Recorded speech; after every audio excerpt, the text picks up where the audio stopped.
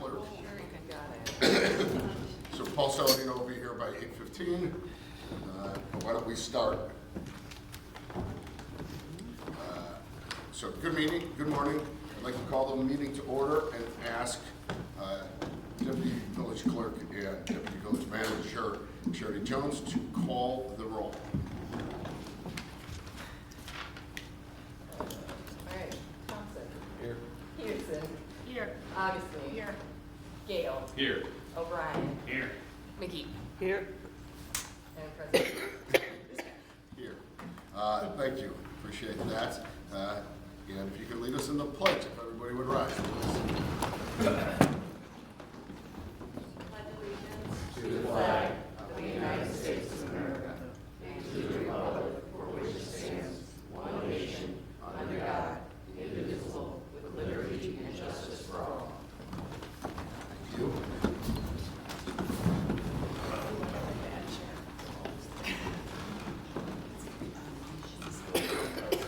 Good morning, everybody. Thank you for coming out and joining us. Thank you to the staff for all your hard work putting together the budget, as well as all your hard work during the year. We do appreciate it. We are, again, for the record, here to talk about fiscal year 26-27 operations and capital budget. Our fiscal year goes from May 1 to April 30th. Over the last several months, staff's been working to develop a proposed budget that is responsive to the village's strategic plan, meets operational needs, supports significant infrastructure improvements, and is forward-thinking and supporting the community. The purpose of today's meeting and discussion is to consider the draft budget, engage in dialogue, provide direction to staff in finalizing the budget for adoption in April. Members of the village board are encouraged to ask questions and share their perspectives so that staff may capture the direction of the board as we move through the process. Significant changes to what is presented will need board consensus prior to being incorporated in the proposed budget schedule for consideration by the village board on April 13th. So again, this is our chance really to discuss the budget. We will, towards the end of the meeting, have the opportunity to hear from the public. Those comments will be limited to 3 minutes. And again, we are not voting on this budget today and will not be voting on it until the April 13th meeting. Before we start, I do want to talk two things that are finance budget related, I guess. The first one is basically since Lou Ciparoni retired, I would say our finance department has been somewhat turbulent. We appreciate Anne Marie's help since June-ish of last summer, but I think that we really need to go out and hire either an outside accounting firm or consultant to run the finance department. We would keep the current employees in there, but we will be looking to bring in an outside organization as the role of finance director and to really be leading the finance group. So I think I'm looking forward to that happening relatively soon. The other thing, I don't expect it this summer, but I, as village president, would like all departments to, and Public Works already does it, to bring in a summer paid intern.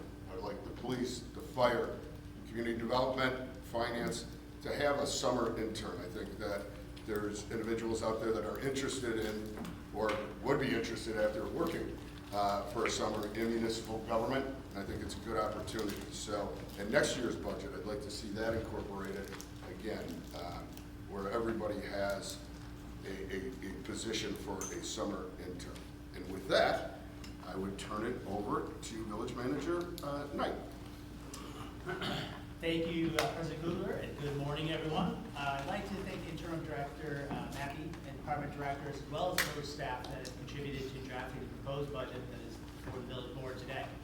Notably, I'd like to recognize the effort of Ms. Mappy, who has contributed significantly to refining the document. She continues to hone and improve it so that it can be used as a valuable tool managing our budget and ultimately providing excellent services to the La Grange community. I also like to thank the village board for the guidance that was provided to staff through the 2022 well as the continued support of village staff that work tirelessly to support the needs of the community. Village's management team has worked together to thoughtfully balance the needs of the departments with overall organization and community needs. They, along with their staff, are dedicated to providing the best-in-class service to residents and are unwavering in their dedication to the community. Before Ms. Mappy begins her presentation, I'd like to provide some context for the upcoming fiscal year budget. First, at the conclusion of the fiscal year, it is estimated the village will have approximately $106.4 million in fund balance across all funds. In the general fund, there's a projected fund balance of $21.5 million at the end of the next fiscal year. With that projected fund balance, the village would be at approximately 92% of annual reoccurring operating expenses recorded in this fund. The village's fund balance policy is 50% of annual reoccurring operating expenditures. Total expenditures across all departments, net of interfund transfers, is $20.3 million, representing a 7.89% increase over the current year budget, which is largely due to increases in operational and contractual line item. Amongst other things, that line item includes large budgetary items in funding for the zoning code update. The proposed budget also includes funding to support a long-needed transition to a new enterprise software system, which offers significant opportunities for the village to become more efficient in its financial processes. The proposed budget maintains a $2.5 million transfer to the capital project fund and a $350,000 transfer to the equipment replacement fund. The proposed budget also includes capital expenditures for improvements to the village hall, fire department facilities, in the amount of $598,800. The organization continues to transform with the hiring of a new public works director, accounting manager, village planner, and other staff this fiscal year. With new personnel, the village is able to benefit from new perspectives and skill sets, and has furthered the village's efforts in introducing best practices. The work continues with the finance department, where the loss of 2 personnel in close succession provided a challenge for the village to overcome. The village has rose to the occasion in that with the help of our consultants, interim finance director, and that being one of those, as well as accounting Heather Davis, deputy village manager Charity Jones, our new accounting manager Sherman Ramos, and several staff members, their dedication saw us through several challenging aspects of this transition. The budget document itself has been further refined in pursuit of more clearly representing budgeted amounts to ensure understanding and improve the budget as a management tool. In formulating the budget, departments have worked hard to manage costs and budget conservatively while continuing to advance the interests of the organization. Staff is ever mindful of budgetary pressures, including operational costs that steadily rise without corresponding increases in revenue. Despite these complexities, staff has prepared a proposed budget that not only defines a path forward, but peers ahead and supports the community's needs into the future as we know them at this time. Many of the planned expenditures you will hear about today simply track with inflation and do not include growth. Now poised to continue advancing this progress, we are pleased to present a budget that is responsive and supportive to the components of the strategic plan, supports and enables the continued transformation of the organization, emphasizes and continues investments in stormwater mitigation efforts, and supports compliance with regulatory requirements such as lead service line replacement. Now to provide a more in-depth overview of the financials influencing the development of the budget, I invite Interim Director Mappy to begin the presentation. Thank you. So I believe you all have the locating properties that was scanned out on laptop, right? Could we get a microphone, please? Thanks, everyone. Whichever should be.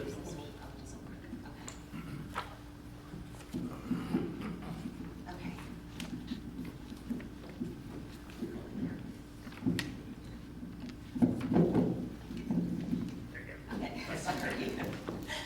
Okay, so I think you all have the book in front of you on iPad or laptop or a hard copy. So we're just going to kind of go from the beginning of the book towards the back. I'll be doing all the summary at the front, as well as covering some revenues and some high kind of profile items.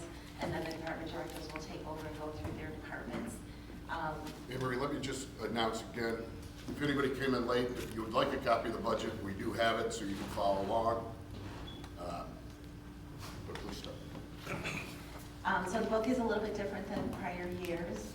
So if you have any questions about it, the format or any of it as we go through, please just interrupt me. I just wanted to kind of mention a couple of things first. We did receive our 2025 draft audit yesterday. from the auditors, so we'll be going through that draft audit, balancing it to our books, making it, titling the MD&A, and writing it out and getting it back to the auditors by next Friday. And then I believe they're going to be presenting at the next meeting on the 23rd. Is that correct, Jack? That's correct. Yeah, so we'll have that finalized. Because of that, we may see some changes in the numbers that are in this book for fiscal year 2025. We may have to record some journal entries and things like that from the audit that may change the numbers that are reflected here as actual, which will then obviously change the bottom line fund balance going forward into fiscal year 26 and fiscal year 27. This is a draft budget. It's just proposed at the moment until board officially passes that ordinance on the 23rd, it's April 9th or 13th. Until that happens, this is just a draft, subject to change. We may find items that we missed that we need to put in there. We may refine some of the amounts in the budget, but it is subject to change until that date. So if you have it on an iPad, the table of contents in the actual book is clickable, so that might help you move around a little bit if you wanted to. If it's a hard copy, I think the page numbers are a little bit different based upon the hard copy versus what I'm looking at. So I'm going to kind of start with what I have as page 4, which may be a different page number in your hard copy. It's the summary of revenues, expenditures, and changes in fund balance, all funds. So this really just incorporates your entire fiscal year 2027 budget into one schedule. It's all funds, all of your general funds, all of your other operating funds, your enterprise funds, your pension funds, incorporates it all together. Jack had mentioned the $106 million fund balance at the end of 2026 is what's projected. There is a significant decline when you compare it to 2027, and that is because we're going to be spending down the majority of bond proceeds from our 2015 bond issuance to fund our stormwater project. So it's not anything to be concerned about. It's just a drawdown of revenues that were recorded in a previous year that we're now going to spend in 2027. Once again, if you want to interrupt me, I tend to talk fast, just ask me any questions. So I'm going to just kind of move on from that schedule. Okay, I'm looking at last year's budget, and I'm looking, let's see, okay. So fiscal year 2024 actual taxes, okay, I could be, from what I'm hearing is, and I'm going to ask the question, compared to last year, balances for this year do not reflect the same numbers, is that correct? So they may not, I'm not really sure exactly how things were categorized in last year's audit or budget book. We also may not have had final 2024 audited numbers at that point. We don't have 2024 audited numbers? We may not have had it at the time we were preparing the 2026 budget. Just like we don't have final audited numbers reflected in here right now because we didn't have the audit done. They may not have been in that book. These are final audited numbers for 2024. Okay. And when we bring the 27 budget forward for the board meeting, the 2025 amounts will also be audited numbers. We just got the audit yesterday, so we're not quite sure that they all match perfectly. Okay. But we'll make sure they do. Thank you. The only thing I would like to add is I would like to change the caption from fiscal year 2024 to fiscal year 23-24 or 24-25, if we could. Yeah. We have a note of that, and that'll get changed in this book. We just didn't have time to do it in Yeah, that's fine. this week. So we will definitely do that. I'm used to just reflecting it as 1 year. So I'm going to move on from this. Oh, Yep, another question, thank you. On your page 4, under expenditures, we have capital outlay, and for the budget of 2027, we have $25,300,439. On page 10 of your 10, look at page 12, we have capital spending, and that is close. It's $25,375,359. And I was just wanting to know, should those numbers match? What are the differences? They're pretty close, both capital spending, one says capital outlay, and they're slightly different. Yeah, so a little bit not hard to explain, but Okay. so for when we present the capital budget, we present all of those items that we consider as improvements to our assets. Some of those items for accounting purposes, may not actually be budgeted in a capital line item. They might be budgeted in the engineering line item, which would be up in operations and contractual. So you may not see those numbers match exactly because there may be items in a different line item of the budget, if that makes sense. Some of the items on that capital list may not be capitalized, so for accounting purposes, they're budgeted elsewhere. And these may be things that are different from what you've seen in the past. These are GAAP ways of doing things, generally accepted accounting principles, and just proper kind of categorization. And I'm not an accountant, that would be pretty clear to anyone here today, but, so capital, when we have our capital spending page, or note, when we list something as capital spending, and then we over here have to list as capital outlay, those can be. They may be different, yes. Good catches. Keep going? Please. Okay, so I'm gonna move on to the next page. So this just kind of takes that first page and breaks it out a little bit by fund. So it just shows you in total by fund what we think our projected fund balance at the beginning of the year is going to be, what our total revenues are, our total spending, and then what we think our projected fund balance will be at the end of fiscal year 26-27. These are draft numbers, number one, once again, because the 2025 audit numbers may not be final, and 2026 is not over, so obviously the projection is subject to change. But it's just kind of to give you a big picture of where all your money lays in what type of funds, what our total revenue is and what our total spending is going to be. As this book moves on, you see that it gets kind of into more detail. As we go forward, can we just always note the page we're looking at, especially since Yes, it's two? yes, This so is it's five, page this is five. the very next page. Yeah. Yeah, and that, it's pretty clear, you're talking about funds and funds. Yeah.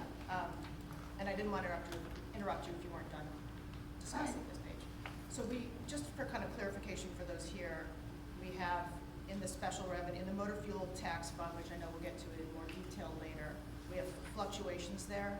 You know, we have, one year we have 22.4 million, the next year we have 886,000. That has to do with our alternating year road work, correct? Yes. That's the highs and lows. Yes. Okay. Same thing. Are we good? Move on. One more question on that, and again, we can get to it when we get to parking, but we have budgeted expenditures for parking fund. The third column under budgeted expenditures is a pretty significant increase. And then it dips with the fiscal year projected fund balance. So what is and again, if we'll get to it later, what is the increase attributed to in the parking fund? So are you talking about the 2025-26 projected increase? Well, it is it's the budgeted expenditure for I guess it's part of the 2026 fund balance. Or no, it's the budgeted expenditures going into 2027. There's no date on it. The third column, budgeted expenditures, parking fund. Are we projecting an increase in revenue in the parking fund? And do we know what that's attributed to?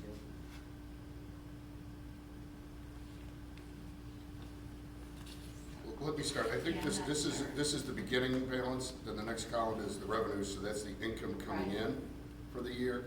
The next one's budget expenditures, which is the expenses going out for the year. And the last column is the ending. So you take your first column, you add in your revenues, you subtract your expenditures, and you should get to your fund balance at the end. The previous pages were different years. This is just 1 year. I had the same question, so it looks like increase, the budgeted expenditures for the parking are $1,180,000.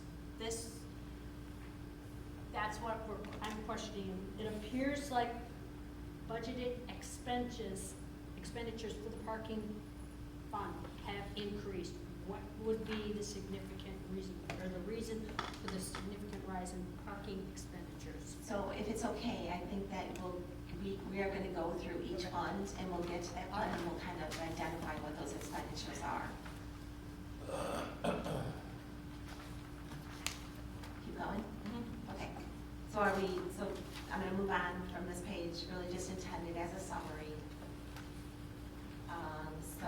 next item, or the next page, I'm looking at page 6, is our personnel summary. You're gonna see that there are parts of this book that you saw in last year's complete budget book, so we're gonna continue to add to this one, so we have this personnel summary in here, just to kind of give you a general idea of the overall personnel costs that are included in the budget, and the number of positions that we have.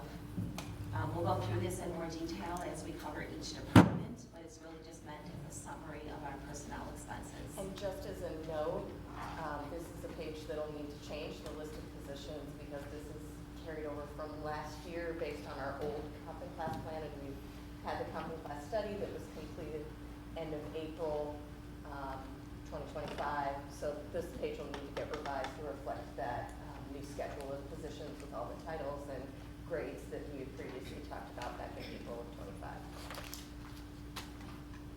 Yeah, this is what was available when we put the book together. Can we, in the future, put a footnote on that? Or how would we, because this is obviously, so we shouldn't even be talking about this at all, because. Which page? Just I'm talking about page 8 and page 9, the list of positions and the salary range. Yeah, so these most likely are the majority of our positions. There may be a few that we added on, and obviously the minimum and maximum ranges may change. But this was what was available when we put the book together. It came to our attention that these amounts actually are not increased based upon the comp and class study. So we'll give you we'll give the board board a revised listing in the final budget book. For page 7, the 26-27 column for head county's department, those are way off from what's in the back of the book. Can we make sure that page Absolutely. gets updated? Because like we showed 29 police officers, take out the parking, add them back, and we're really at 32, budget's 33, so, and administration, community development, all those things don't match. So if we get that cleaned up and match the rest of the book, it'd be helpful. Yeah, part of the difference there may be sworn versus administrative staff. So not all individuals in the police department are sworn or officers.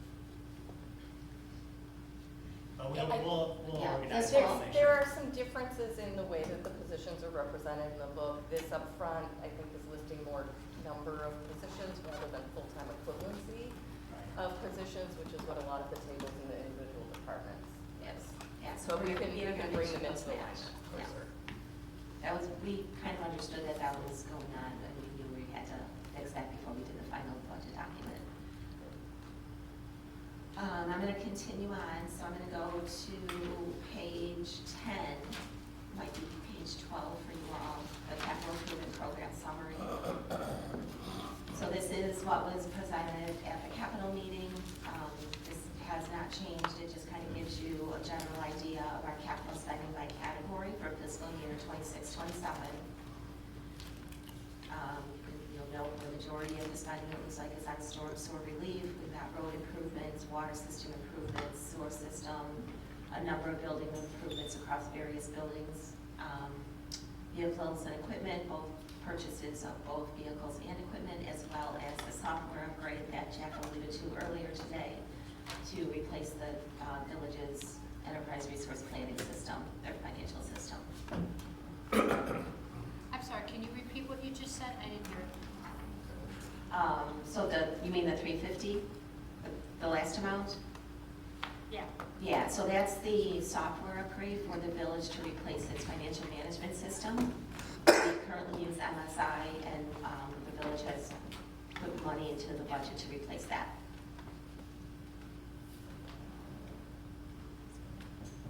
And these items were all covered at the capital improvement meeting that we had. They're budgeted in various funds, from the general fund, water fund, CIP fund, equipment replacement fund. So they're not all budgeted in one fund, but it is part of your CIP. The following page is just a list of all the individual items that are included in the 2027 budget for capital purposes. And once again, some of these items may not be in the capital outlay line item. They may be in a professional services account line item because they're engineering services, or we won't be capitalizing them. I had a question for on that page 11 on your document, giant spreadsheet. The ERP software, it's $350,000. Can you sort of, what do we get for that? It seems like, I mean, in my brain, I'm thinking software, I'm thinking, it's not that expensive, right? What do we get for 350? Yeah, It so- seems expensive. It is a little high, or it may be high, but I think there's a lot of process reengineering that would need to occur here for us to implement a new system, because we want to make sure we use the functionality of the system instead of making the system fit what we currently do. So that would cover the software costs, which most likely would be a cloud-based software, so you'd be paying the subscription fees. It would also cover all of the data conversion, all the business process review, as well as implementation, training, any other fees if there was travel involved, or the consultant that was doing the implementation. So it's kind of the all-in cost of replacing a system that we use to run all of our finances, including payroll, accounts payable, water billing. So it would do kind of all of that in one system. Okay, thanks. I'm gonna direct my question to Chief Breda. Can you give me quickly, what, I know we talked about it, the ambulance replacement. I wasn't sure, because I think we had an ambulance on order because the one that is currently frontline is going to be going into, well, not beyond its useful life. Could you give me that one more time? No, so to clean up from the board meeting, the capital project, Yeah. that was a misprint in the replacement scheduling. So the reserve ambulance right now is 18 years old. The recommended life is 8 years for frontline, 8 years for reserves. Excuse me. A total of 16. So this would be replacing the reserve ambulance, which is 18 years old. That would put us in line with when we take delivery of it, allowing us to put the frontline ambulance into reserve. Okay, And then so put the new one into, obviously, frontline 18 years old for the reserve. for the reserve. Yeah, that needs to go to retirement home. Yeah, okay, I got it, thank you. It does. It does. Why doesn't it go to the local block parties and enjoy retirement? We can work on it, for sure. Okay, It would be our block party vehicle. okay. Any other questions on the capital? Okay, I'm going to move to what I have as page 13, maybe page 15. I think for the sake of simplicity, we'll refer to the budget, page numbers that are in the center of the page. They're smaller, grid. And if you, like I said, if you have electronically, you can go back to the table of contents and click to get to the page. Hey, just one thing to point out, so people are aware of it. On the water fund, on the capital page, the second page, the capital budget, page 12, people should realize the reservoir pump station improvement budget for full year 20, next year, $219,000 to work on the water reservoir tank. And the Burke's Court standpipe maintenance is the $900,000 for the next year is to do the work that will come out of the inspection. So those are the two inspection reports that we just got back, and I'm sure John has copies of them, but that is to answer all those questions. They're in the budget, and we're going to take care of them, just so everybody sees that. So the following page, page 13, is your general fund summary. Your general fund is your main operating fund. Administration, police, public works, finance, community development, we have what we call central services. All of that is budgeted in the general fund. General fund is made up of all of your general source revenues, all your non-enterprise revenues, revenues that are not part of your pension funds or your water sewer parking fund. It's more general in nature. You can see the categories of revenues as presented: taxes, fines, licenses, and permits, intergovernmental, interest income, and miscellaneous revenues. This is how you currently have your chart of accounts set up in your financial system, and it's how these items are categorized both for budget purposes and for audit purposes. We'll get into more detail of each of those on following pages. Question? I got a question. Will we be including in intergovernmental revenues for the projected 25-26 of 1.2 million? What's that in there? So intergovernmental revenues are usually grant related, so it's That is any grants grants. you get from outside agencies. So we had a DCEO grant that reimbursed us for, I believe, public safety salaries, and we received that reimbursement in 2026. Okay, so that was, all right. And that would be both state, federal, grants of either federal or state or other agencies? Yeah, even a local donor, anything like that would go Okay. into that line item. So you'll see that line item fluctuates a lot over the years because you get a one-time grant and then you don't get it again. Your personal services categories, supplies and materials, operations and contractual, capital outlay, miscellaneous is also how you have your chart of accounts set up. That's pretty much a standard best practices way of classifying expenditures in governmental accounting. You'll see that most of those trend up year after year. Some of them fluctuate up and down, like your capital outlay, because you're not going to do the same projects every year. So you'll see different changes. So this chart right here is really just meant to summarize your general fund in total.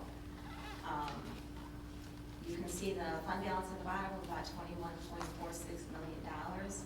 That does amount to about 92% of your annual operating expenditures. And your fund balance policy that the village has is 50% of annual operating expenditures. So you've got a very, very healthy general fund balance that is way above your board-approved policy, which is, like I said, just a very healthy fund balance. You've got strong revenues that come in year to year. You don't depend on just one revenue source. The village has a multitude of revenue sources that they collect, so you're not just dependent on one that may fluctuate greatly from year to year that would limit your ability to spend. So, very healthy fund balance. Any questions on this? We'll go to the next page, which would be page 14. As I mentioned, this is kind of more of a breakdown of every revenue line item in your general fund. The schedules that are included in this book reflect 2 years of actual, the 26 budget, the 25-26 projected, and then the 26-27 budget. So it kind of gives you a little bit of history on a single page. We don't go back too far, but at least we have 4 years where you can kind of compare 2027 to the prior years. It's just going to go through a few of these in a little bit of detail. Property taxes are obviously based on our levy. We file our levy in December of each year, and then we count that as revenue for the following budget year. Our state shared revenues that we have in here, including income tax, local use, cannabis, grocery tax, the simplified telecom tax. Those are all based upon per capita, and we use the IML, the Illinois Municipal League projections each year to estimate those. Most communities that I know of in the state of Illinois use those IML projections every year to estimate their state shared revenue budgets, and they usually come in pretty close. So you'll see property taxes have grown somewhat, but not a lot over the years. Sales tax continues to increase year to year. I'm not really sure where the 25-26 budget came from for sales tax. It is very low.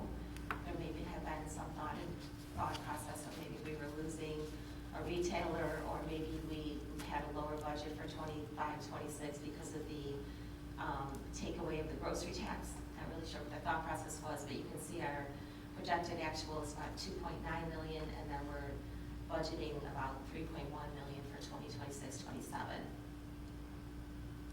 Income tax, once again, that one's based upon IML estimates. We're seeing kind of flat from year to year, but I think there's just some general thought statewide that income tax collections will go down somewhat or remain flat from 25 to 26, so that's why we have that not growing significantly. Most of the other line items in here are based on trend. If we don't have actual indices to tie them to, we can jump down to, we're going to just talk about simplified telecom tax for a moment. You see that that one's continuing to decline. A lot of people are moving away from cable and going to streaming, and the tax does not apply to streaming services like it does to cable services. So that is a revenue that most municipalities are seeing decline over the years.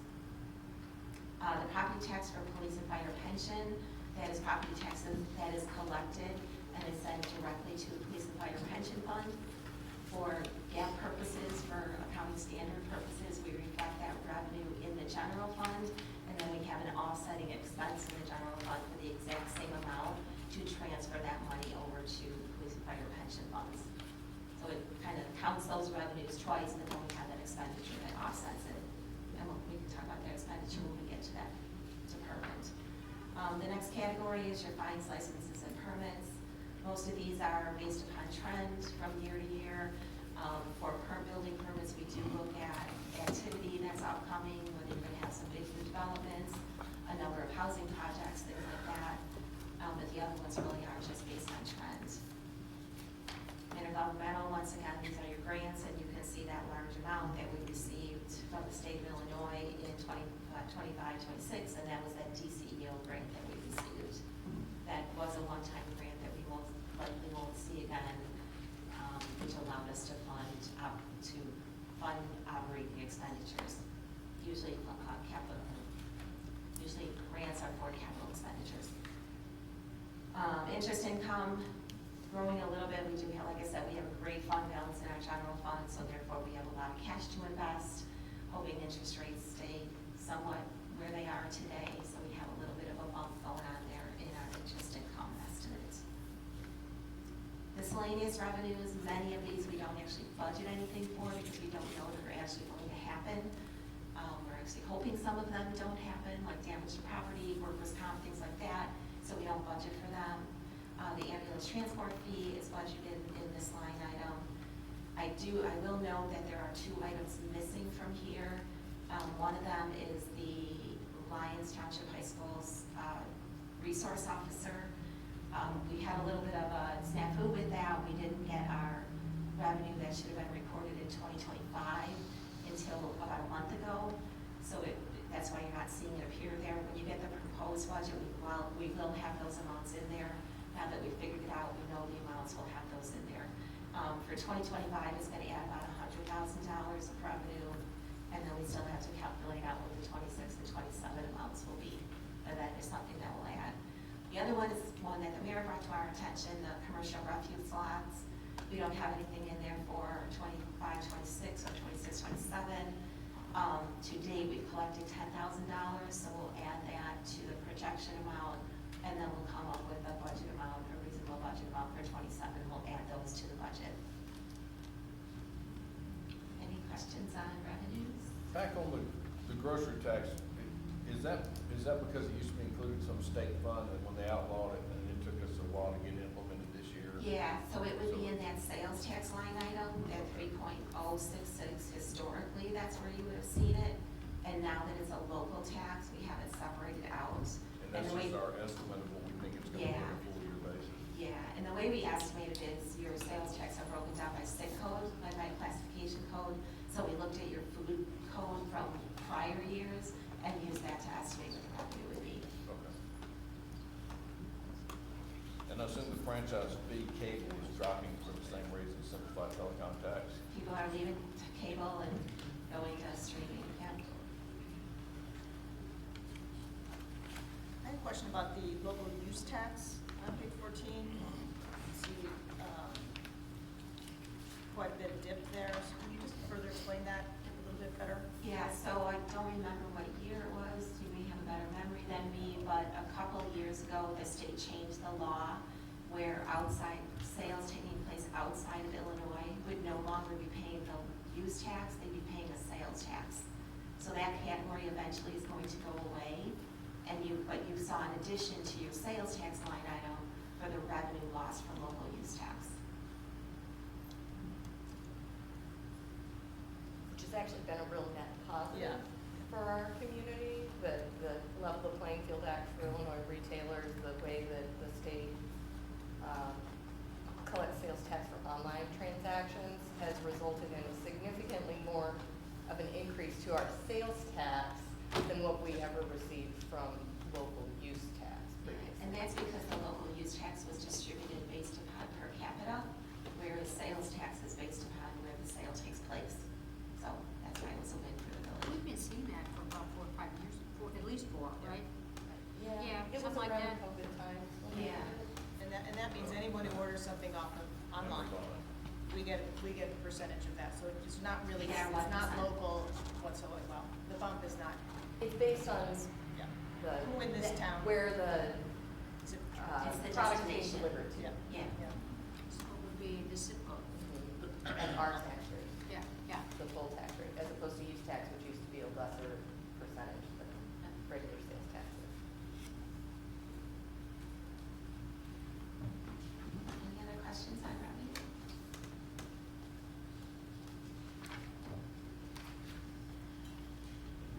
Okay, I'm on page 16. So this schedule is really just meant to give you a general idea by department of the expenditures, what category they fall into within the department, and then kind of the trend you can see from 23, 24 through the 26, 27 budget. Each of the departments are going to present their departments separately. This is just really kind of to give you a general idea of where the spending falls within the general fund. Just one question on this, page. So between administration and community development, there's a $100,000 swing. Is that, did we move charity fully out of one department? Yes, yes.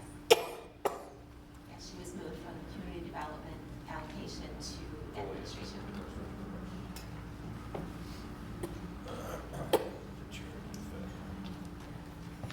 So if there's no questions on this, I think we're gonna move into the department presentations. Thank you, Henry.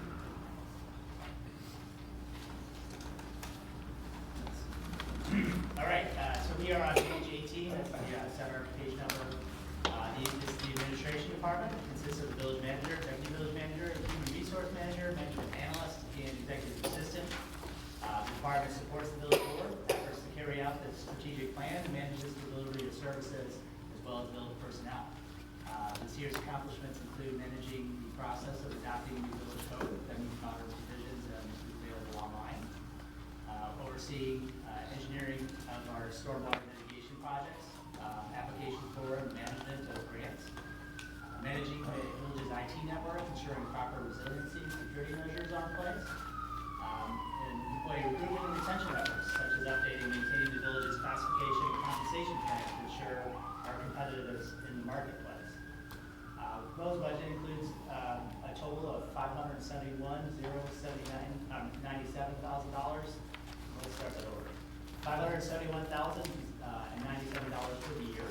The budget remains largely the same as prior years. However, as noted, the allocations and salary had changed, and so that's where you'll see the change in that line item. You'll also see the offsetting change in the community development department. While the department supports many functions for the village, one of the responsibilities that we are monitoring is the process through the FOIA requests, due in part to the availability of body cam footage and the overall prevalence of submitting requests. The village has seen a significant uptick in the complexity as well as the number of requests. 10 months into this fiscal year, we have processed approximately 109 more requests than what was processed for the entire last year, representing a 38% increase. Increases have real costs to the village in overtime and legal costs as necessary to review and respond to these requests. While there's no changes proposed in the upcoming budget, we will continue to monitor the costs of this category and will be responding with budgetary considerations in the future should the trend continue. That really is the sum of the administration department. I'm happy to answer any questions you might have.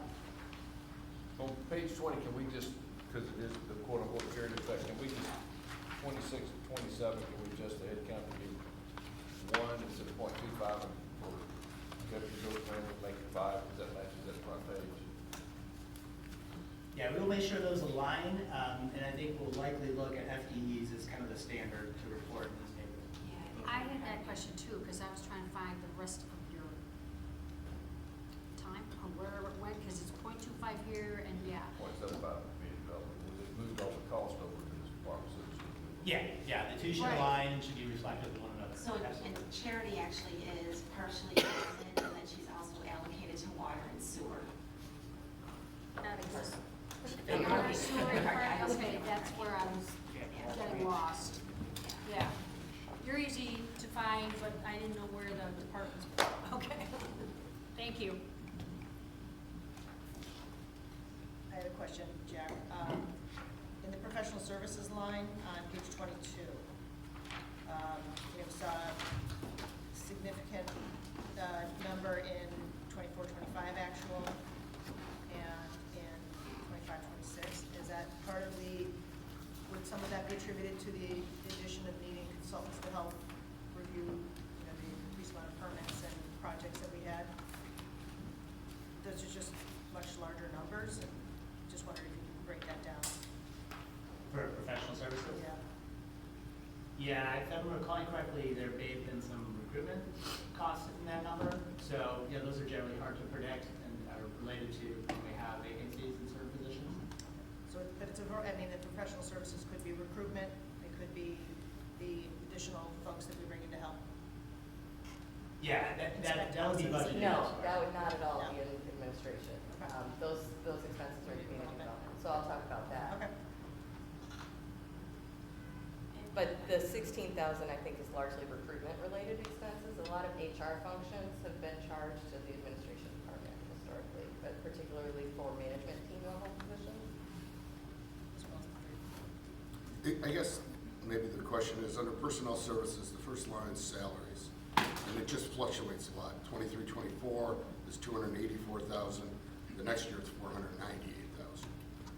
Then it's projected to be down to 327,000 for 25-26. Yet 26-27 is going back up to 430,000. So is it we every other year we have a different person employed, or why is that fluctuating? Isn't that where we're moving charity and administration completely versus having her scattered out between community development and all that? Again, I don't, it says 498,000 for 24-25. Right, that's what I'm saying. So was Yeah. charity in there and now it's moved out, well, why is it up to 430,000? Right. When it was 327, so it's $100,000 more. Yeah. Yeah. I'm not sure what's going on. I don't know. I don't know where the 25-26 budget numbers came from. I'm not sure how they were calculated.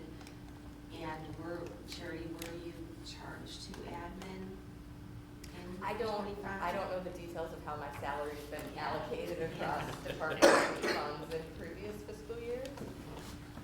I guess really like the takeaway maybe is for us, and I know we're in a different time than this last year or so, but whenever there's a significant kind of increase from the year before, whether that's revenues or expenses, and it's not called out somewhere, then we're gonna hopefully ask about it. So if we can start to add more footnotes, more explanations, or more in the upfront when you're delivering this information, so we don't have to ask, so that it's told to us, and that helps the general public as well. That kind of information would be not only, I think, important, but essential for your budget review. Especially for the personnel that we're allocating amongst their expenses and salaries across multiple departments, so that we understand that, deputy, this Yeah. position is divided, these police. But also because even like on the healthcare line, those numbers, we're showing more expensive healthcare in 25-26, and we're showing a reduction again in 26-27. Those numbers are kind of strange. Do administrative salary personnel healthcare costs go based on claims, or is it by fixed fee? Because those are big. I would expect to see healthcare costs going down next year. So I think comparing 26-27 to prior years is going to be different for a number of reasons. A lot of the allocations are different. We did update the allocation of various employees' salaries for 26-27. So the allocation, like Charity's one of the examples, she wasn't in admin before, now she is, but maybe 75% is going to community development, and now only 50% is going to admin, and the rest is going to water and sewer and parking. So we moved around a lot of allocations, which might be why you see this fluctuation and you see a decrease in health insurance. Because more of the personnel that are in the admin department are actually being charged to a different fund, allocated to a different fund. So that's probably part of the reason why. We can double check everybody for 26-27 and make sure we have it correct, but I think it's gonna be a little bit tough doing the comparables to prior years because of that. We can also look at the 24-25 and see why it was so high. Yeah, just so when we get the final budget, we can know where, like these departments, and is it really necessary to allocate the assistant village manager to 12 departments, just, that seems like a lot of accounting backward to take care of. Part of that is their enterprise funds, right? So our water is supposed to, break even type of thing, and that's why it's allocated. So parking's an enterprise fund, water's an enterprise fund, and that's why you do it. Just to add a couple of things here, so the 23 to 24 actual number, that doesn't include a full year of village manager salary, so that's why you would have saw the depressed number there. The allocations, I think it's also important to point out too, that they've been updated to better reflect where the time is spent. So it's not just done haphazardly, it's done to better reflect where the time is being spent and better allocate that to the enterprise funds that we have. Okay. Thank you.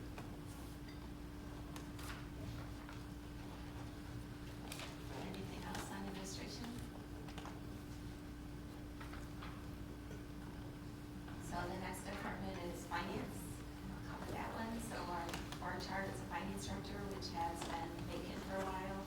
I'm the interim, but I'm not full-time, no minimum full-time. We have an accounting manager that was hired this year. She's doing a phenomenal job. She's really caught on and is really doing a good job. Our senior account clerk, who does our water billing function and our payroll function. Our account clerk, who does our accounts payable function and other miscellaneous kind of accounting type functions. And then our account clerk, who's part-time, who works in front window and spends the majority of her time collecting either parking and or utility bill revenue. So that's the department. I know we talked a little bit earlier about having the finance director be an outsourced finance director. Good concept. I think it's going to be beneficial for the village. Budget also, you can look at that salary line item kind of fluctuating all over the place. The 25, 26 projected. We did not have a finance director that was budgeted for, and we also, I think Julie's title was accounting manager. She left, and then it took a couple months to hire the new accounting manager, so we had some vacancy there. So that's probably why you see that significant decline in projected for 25, 26. 26, 27 does include a finance director position. If the village chooses to outsource that, that cost will get moved down to the professional services line item. And they'll be paid as a consultant as opposed to an employee. Have we done any initial research on just the cost of that? Would it be similar? We haven't, although I did speak with the president of Indian Head Park, who's outsourced their whole finance department, and their cost is less than what we've budgeted for a finance director. There are some key differences in what they've arranged for. They have accounting services where we have an accounting manager that does a lot of those functions. So we are sorting through those details to see kind of where we might land. But I think in general, we were anticipating a similar cost to what is currently budgeted for the finance director. And then as a consultant, there's no health insurance liability, there's no pension liability. It's strictly just consulting fees. And then under operations and contractual, the professional services, since we're talking about it, there's that increase for the 26, 27. What's the driver of that? So I know that we had services in there for myself, which I may not be here because you'll be hiring your consultant to run the department. We also had, I believe, recruitment costs in there for a finance director. That those expenses will not be incurred. So they'll actually, that will be able to be used. We already have some in the budget for the consultant. Sorry, and I assume that maybe Charity has the answer to this as well, but the increase in printing and postage could be reflective of our soon-to-come quarterly newsletter? No, that's in president board. So I refer to Emery as opposed to the finance And department. I just got logged out of the system, so it would take me a moment to find it. I needed to be detailed. Because we're doing more online billing, right? And I don't know if that has helped decrease the amount that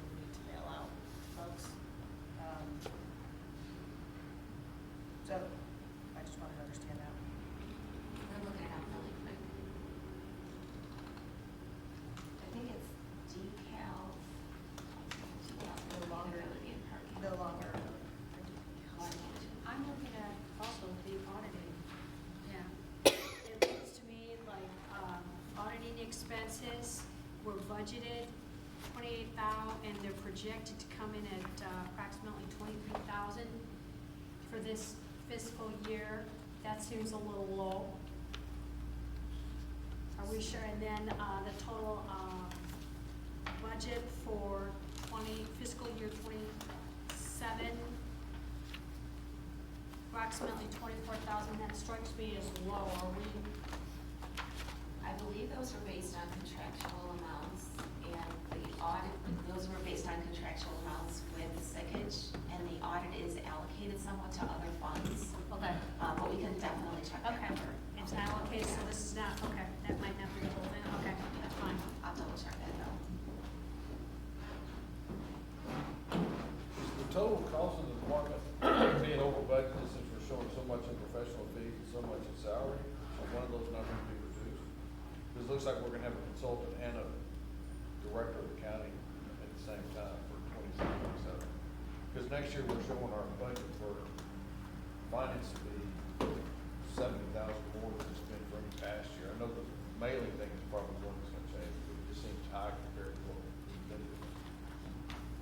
You mean as a whole? Yeah, as a whole. Yeah, so I think right now we have in professional services, I think we have 53,000 for recruitment, and I think we have 80,000 for a financial consultant, which would be myself. We also have a finance director in there, because the financial consultant was gonna go away and we were gonna hire a finance director. Now, if we hire a consultant, that salaries line item as well as IRF contributions, FICA, Medicare, and health insurance are all gonna go down. Right. But we're gonna wanna increase probably the professional services somewhat, but not by much, to be able to cover that consultant. Right, it just seems like, because we're budgeting $202,000 in professional services and $204,000 in salary, it seems like we're double hitting one another. We're really not, because I think the consultant cost was going to be until we got that finance director in place. We didn't know how long that was gonna take. It would go away if we got her in here earlier, him in here early. But now we definitely will be able to reduce that line item if we go the consultant route. And we already have 80,000 plus the 50 in the professional services line item, so we won't need to increase it by that much. Then a note on the printing and postage, that was we moved it from the professional services line item to the printing and postage. So that's for vehicle sticker and animal application, animal tag. Okay, and but it's a pretty significant jump from a couple of years ago? Yeah, it's because that line item itself is, I think, Because it was- check there, it was about $8,000 to $10,000, $11,000.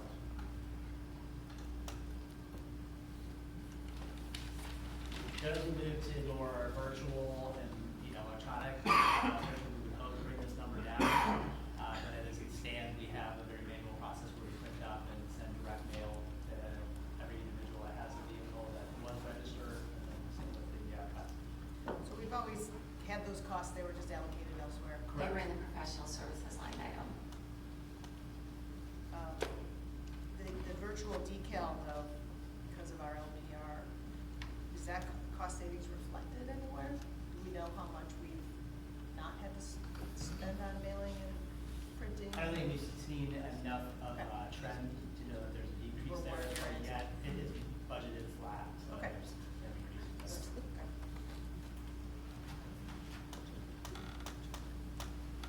Anything else on finance?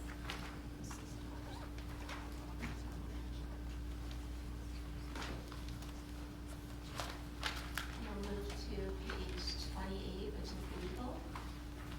That's me.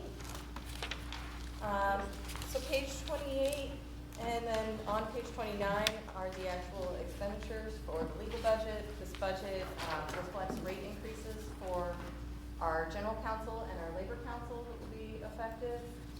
Also includes funds for legal review to support special projects, including the upcoming zoning code rewrite and the 50th Street sewer construction.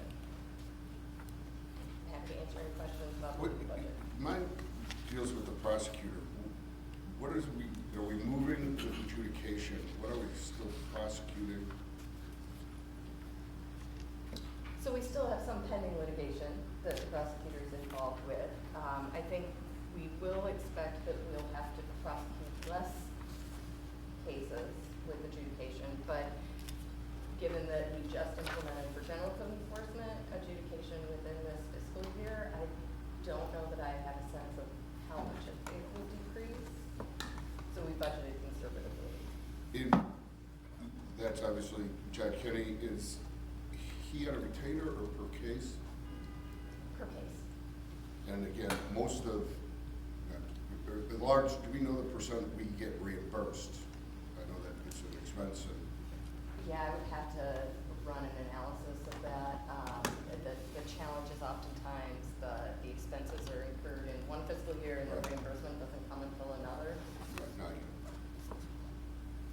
The prosecutor also represents us in traffic court as well, so we can't take traffic citations to adjudication. So that will continue on with the prosecutor as well.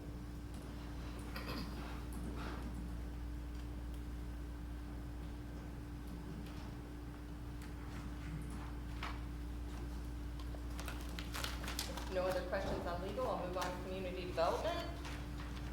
So community development, over this past year, the department continued to invest significant efforts in recruitment and onboarding, following an over 50% turnover in staff in the department. The department's two key positions, the building and inspectional services manager and the village planner, have been in place 13 months and 6 months respectively. Both have onboarded quickly and are contributing positively to ongoing projects. The Building and Inspectional Services Manager has continued his professional credentialing through the International Code Council, which helps reduce our costs with outside service providers for plan review and inspection services. Our planner also recently received his certification from the American Institute of Certified Planners. Major accomplishments this year include the implementation of local adjudication for property maintenance, building code, zoning code, and other general code violations. Other major projects like the South La Grange Road Corridor Study, Building Code Update, and Residential Site Development Permit Packet Update are ongoing and are expected to conclude before the end of this fiscal year or near the turn of the fiscal year. As a result of the recent staff turnover and interim shortages, the proposed fiscal 26-27 budget reflects rebudgeting of some larger projects that were either not started this fiscal year or were started later than initially anticipated. Most notably, approximately $20,000, I'm sorry, $20,000, I wish, $200,000 was rebudgeted in the upcoming year for the zoning code rewrite. In the economic development budget, the expenses related to new parking lot signs are anticipated to be incurred this year, but expenses for an advanced parking guidance system for the garage have been rebudgeted for next year. That's an approximate $100,000 expense. Other noteworthy items in the community development budget include higher than typical plan review and inspection services expenses. These are those outside third parties that we use for building permit, plan reviews, and inspections.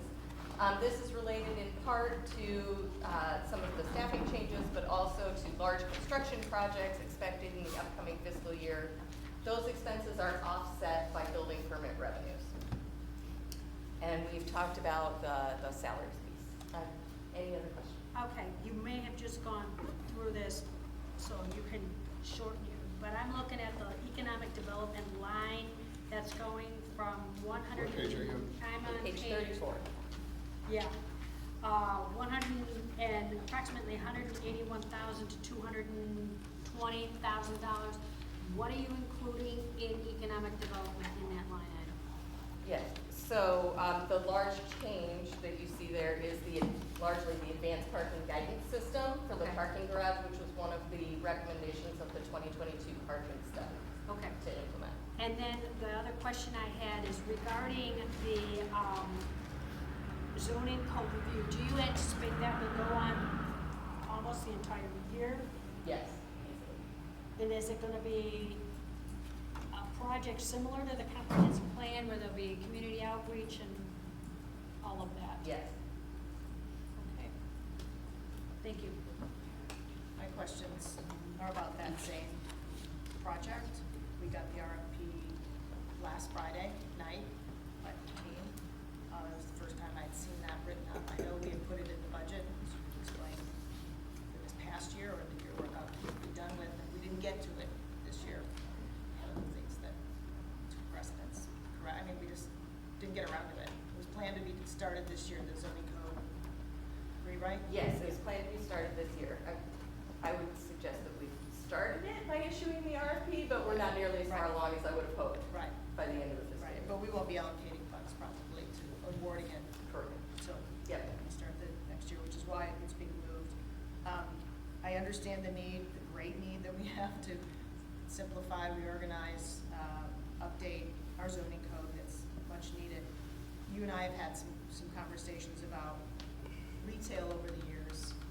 What does the village want to see in retail? What do we want to allow in certain areas of retail, the first floors of our certain parts of our central business district have to be first floor retail, that kind of thing, and then we've seen some businesses come in that kind of don't quite fit that description perfectly, and then we see meetings about it, and they come zoning or but there's a lot of interest from residents and businesses to have a say in the kind of retail that we may or may not want going forward. There's some things we definitely don't want traditionally, then there's some ideas that perhaps we should explore that other neighbor and peer communities are doing successfully in similar kinds of downtown districts. So you have said that that kind of study will take place within this, through this RFP, through this consultant.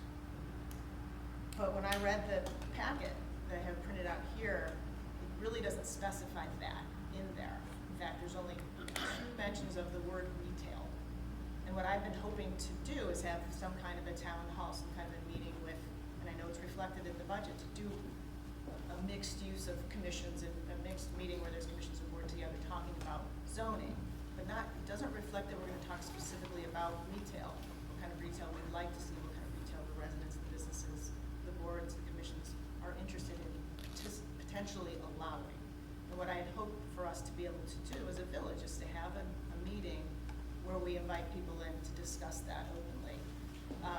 So that in advance of this study, we know what a cross-section of the village is interested in seeing, so that that information can be put into the process. And we don't do that. I know we all hear it differently from people who, we like this kind of retail, why don't we have it here in La Grange? Well, here's why. We'd like to see something like this, something like that. Some people want wine bars, some people want, a smaller entertainment venue, things that may or may not be allowed in certain parts of La Grange or La Grange at all. We have a lot of restaurants, which is great, but what other kinds of businesses can we attract and should we attract? What are other towns doing successfully? I don't see that emphasis in this RFP, and yet, we've talked that will happen through this process. So I hope that it does, but I'd also very much like to see us having a meeting or some kind of a town hall where we discuss these matters with the public. It's one of the things that the public is very curious and very interested in offering ideas about, and I think we should listen to what everyone has to say. Is there any potential that we could put something like that together? It's not really a cost thing, it's just one more meeting.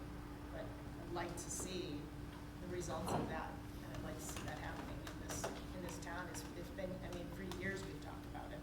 So I wouldn't want to support this RFP, and I like the idea of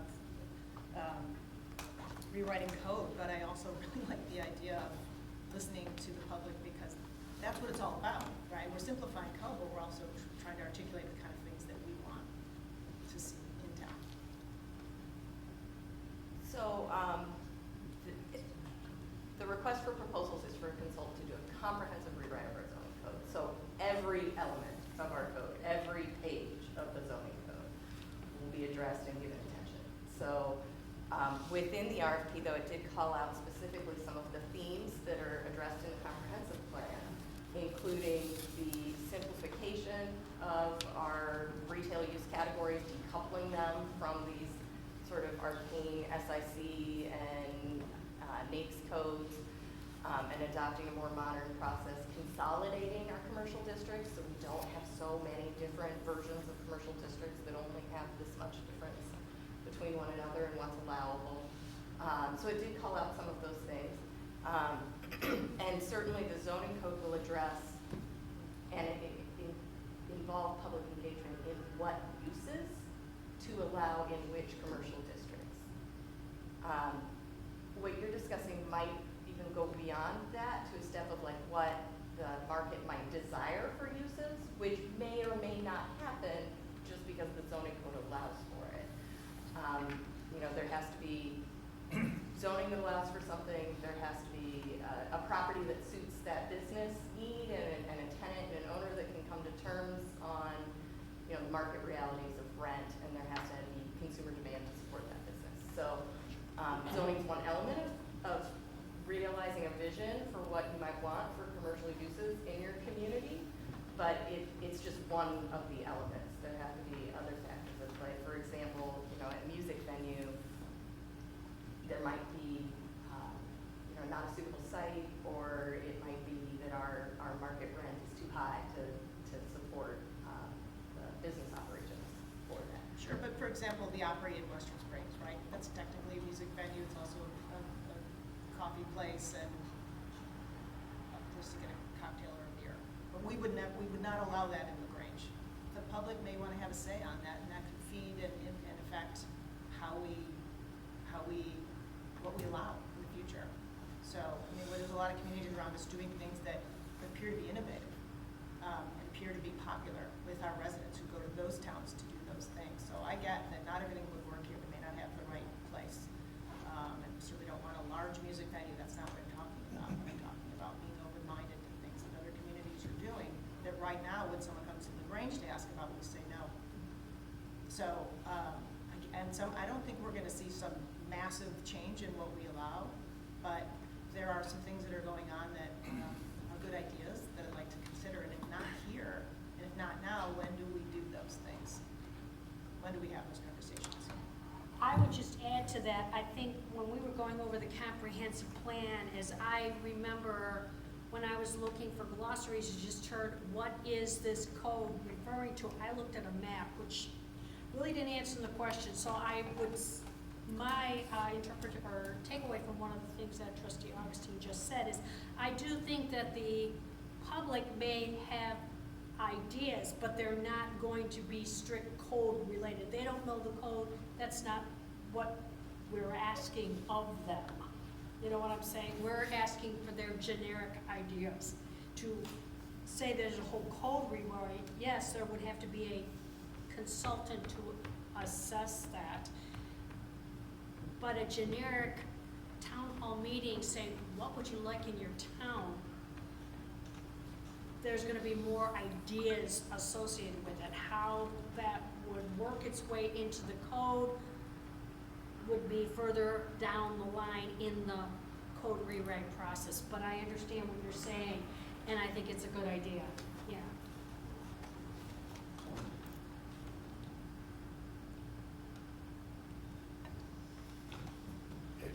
I know we're trying to get the RFP out, so we're going to effect June 1st, right?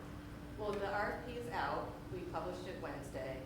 We're soliciting consultants, hoping to get to a June approval by the board of a contract with whoever the selected consultant is.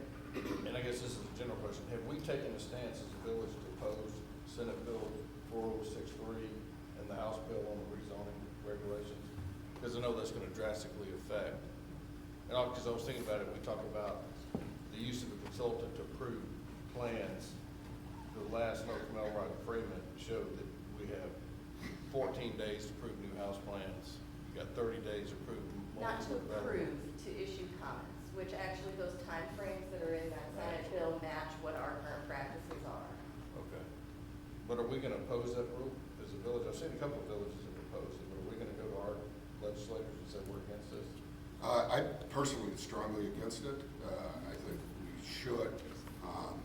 I'm not there's different groups, West Central Municipal Conference. I've spoken with the director, Rich Pellegrino, and asked, what they're doing. There's IML, Municipal League, that's also taken a position against it.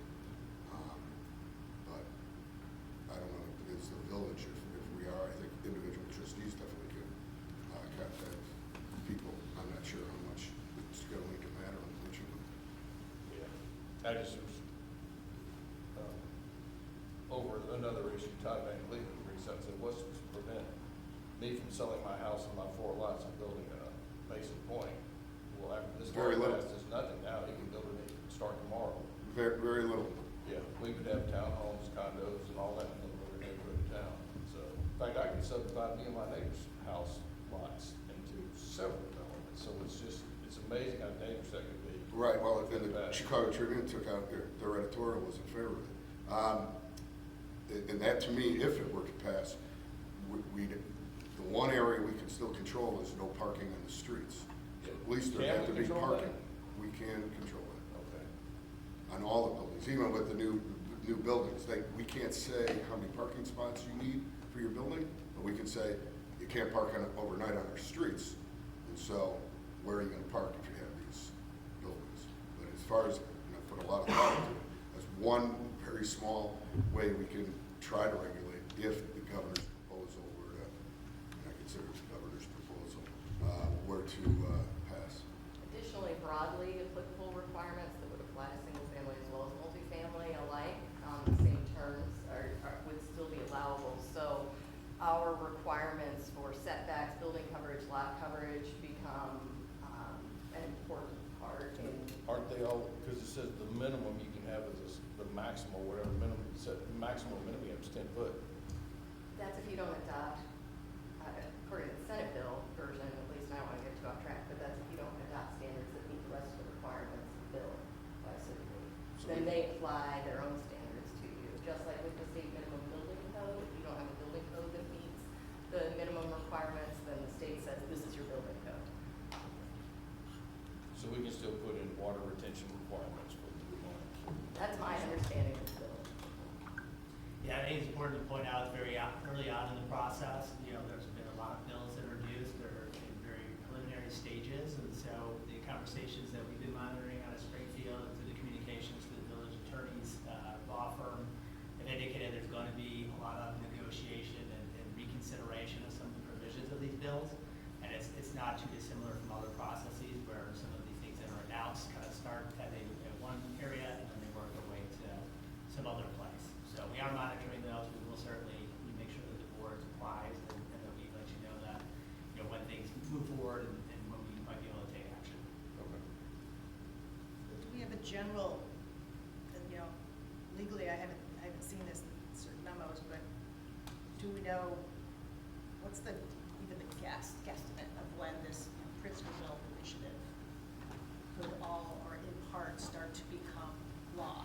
Is it in 26? Do we think some or all? I mean, is there any way to tell? I mean, we know when our legislators are in session. Do we have a sense of that? Because that will affect everything that this consultant is doing and can change it dramatically. So while I know we want to do it now because our code is old and antiquated, it's difficult to work with both for the community and for staff, do we risk spending a lot of time and money right now in parts of 26 and 26 having to change all of that? All of that's thrown out because of certain things that have taken law through the bill initiative. I'm just wondering if we're a little premature now that that's come up. That wasn't an issue this time last year. It is now. I appreciate the question. I think with all the unknowns at this stage, it behooves us to move quickly in order to get something in place. And perhaps closer to the time in which we're considering adoption, we can make that assessment. We'll have better information as to where things stand in Springfield and can act accordingly. But I think if we were to not act and wait, we will be in a worse position than we would if we were to continue along the path that we've carved out. It's just There, I think, also are advantages, given that we have a large scope of work for the comprehensive zoning code rewrite. It hasn't been comprehensively rewritten since the early 90s. There's plenty of things that aren't really related to the topics that are subject to this bill that the consultant could be working on.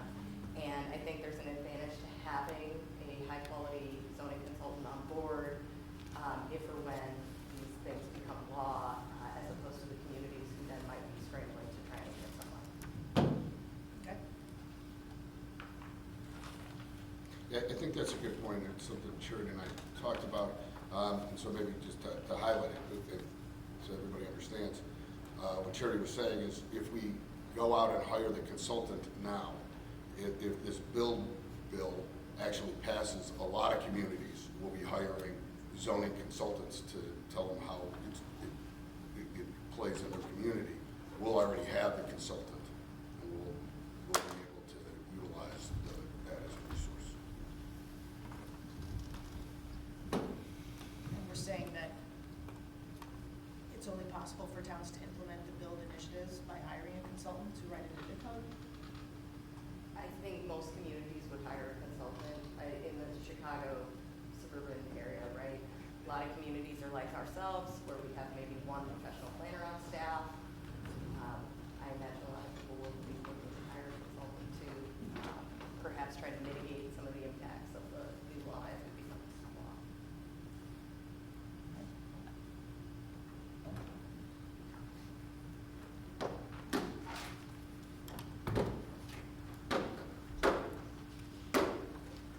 Any other questions on this? Thank you.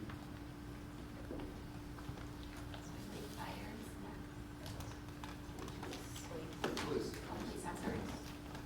Good morning. You know, looking at the police department's budget going into next year, I really kind of consider it a continuation of what we've been working on the last couple of years with the police department. Consistent with the strategic plan, we're very focused on staff development and staff retention. I'm pleased to say that we haven't lost a police officer to the police department in the last several years now, which is somewhat unheard of in this market. Well done.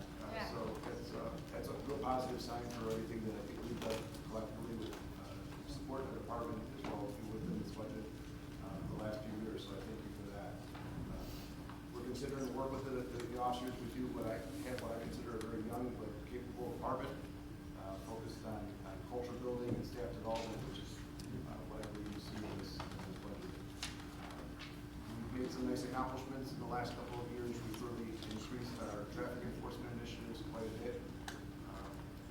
The famous trustee once asked us to lay them up, and I think we've accomplished that. Thank you. We've got traffic stops up over 20%, and I think we're going to see that number even escalate this year if we stay on track with our staff and our traffic units.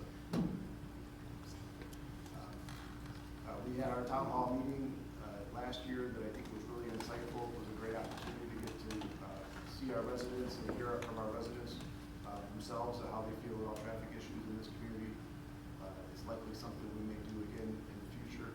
I think by the time we go to do it again now, next time we would be able to show a lot of nice accomplishments that would be responsive to the community concerns. So most likely that's something that will be coming down the pike maybe later next summer. We've also continued to really expand our community engagement programs. Many of you have attended our programs. We had a very, very successful National Night Out last summer. Our toy drive with the Grange event also did very well this winter. We even did a Halloween event in our lockup. So we've been trying to get more innovative with the types of events that we're doing and getting people and families out. And I'm really pleased with the amount of young families that have been coming to some of these events and seeing the officers. The stuff in our lockup, I never would have thought holding a party in the jail. People would come, but they love coming out and seeing all that stuff. So we're finding that to be really, really successful. As I mentioned, you know, with this budget and our current staffing, we're at 27 out of our 28 sworn now, which is better than we've been in a long time. We're currently looking at a lateral candidate to hopefully get to our 28 position. But with our staffing up from where it had been in the last couple of years, I have pulled an officer into the traffic unit. She's doing really well with making a lot of stops and issuing a lot of citations, and hopefully we're going to see some more compliance with the village traffic enforcement just from that one move. We've also, you know, really needed to pull another officer into investigations. The cases that we're handling now, you know, they're much more complex than criminal investigation used to be. When I was a detective in the early 2000s, you know, we never really had to do search warrants just to handle a routine case. There's almost no cases that come through now that doesn't involve some type of search warrant or a bunch of extra layers and steps that take multiple weeks to months to accomplish than what we used to have to do in the past. You know, now they're looking for everything. You know, we all walk around with phones while they're full of data, which requires search warrants to retrieve that data. We also even show geographic coordinates of where people were located. So those are things that are really important in criminal investigations, but they really require a lot more behind-the-scenes back work in the police department to accomplish, but yet are still required to be able to prosecute cases. So we've made that move, and it's been going very well for us as well. Looking at the budget, I think you'll see that it's a lot of what I mentioned. You'll see in the chart at the beginning, our traffic stops are up, our parking citations are also up quite a bit. We had a little dip there where we lost a officer for an injury for about 5 months in parking. But, our parking enforcement program overall is much more robust than it was and is going very well. Looking at the budget, just a couple of highlights that might have caught your eye. Under salaries in the part-time officers, you might have noticed, we're projected for the year to come in around $43,000 in our part-time officer salaries, but yet we still budgeted $99,000. The reason for that is that we made attempts about a year ago to increase the part-time officers from 2 to 3 to maybe 5. We've had a difficult time filling those positions. The market for those positions hasn't been really very robust at all. I would have thought that we'd see a lot of retired officers that may want to, kind of stay in the game, so to speak, and just work, 19 hours a week or less. But those people haven't really been coming to fruition for us. So we're going to make an honest attempt to try to get those positions filled again this year. And if we continue to see this market just very difficult, we'll probably cut bait with that in next year's budget. But we're going to give it a try to get that filled this year. Some other increases to the budget, you may see we increased the training budget. Again, that goes to the young department that I was speaking of earlier. We're really pushing to get our officers through their state mandated training, which is obviously very important. I'm trying to get officers to have opportunities that they haven't had in the past to go to conferences, professional conferences of a variety of areas. We're pushing other types of training programs. As you know, we have the deputy chief at the FBI National Academy right now in Quantico. He starts week 9 of 10 on Monday, so we'll get him back in a couple weeks. But that's probably one of the best law enforcement executive programs in the world. So I'm quite happy to have him there, and I know he's been having a wonderful time. Is incredibly appreciative of the opportunity he's had to be there. We also have one sergeant currently right now at the Northwestern University School Staff Command, and have another sergeant slotted to go in the fall. So we're really working hard to get our training up, and within that, we're also working hard to build a stronger in-house training program. So we're sending a lot of officers to programs where they come back as an instructor, and then can come back and teach other officers within the department. So we don't always have to send people out for training, but we're bringing that training back to the department. And then last part of that increase you see there is that we have 2 officers now that are seeking their master's degrees through our tuition reimbursement program. We're looking to support that. So there's some reasons for those increases. Some other increases you may have seen in our budget would be there's a fairly large LTAC increase. This would have to do with LTAC's increased expenses. It's going across the board to all 4 communities, involving staffing, technology, and equipment needs of running the dispatch center that each of the municipalities will be having to pay into. Within that, as I mentioned earlier, we're really working hard to get into the community engagement program, so you're seeing that budget stay steady as we continue to try to increase our programs that we're offering for the community. I think that's pretty much a good summary of the budget, but if there's any questions, please let me know. Yeah, looking at your overtime allotment, looked like it was very stable at around $350,000, and this year it's coming in about 200. Projected fiscal year end 2026 of 294,000, and we're bringing it back up to 350. How come it's dropped this year? Well, we have seen some success with the new 12-hour shift program. Well, that's what my question was going to be. There has been some success in that, but we're also seeing a lot of expenses that we haven't seen in previous years. The protests alone, we bring a lot of people into those. Those bring a lot of unknowns to us. Those protests, we've had great cooperation and collaboration from the people that are organizing those events. I have certainly nothing but respect for those folks and how they work with us. But the reality is when those protests get put on a public website, you don't know who's going to show up. And other communities have had some serious issues with protests. So we have been working with training our staff on handling protests.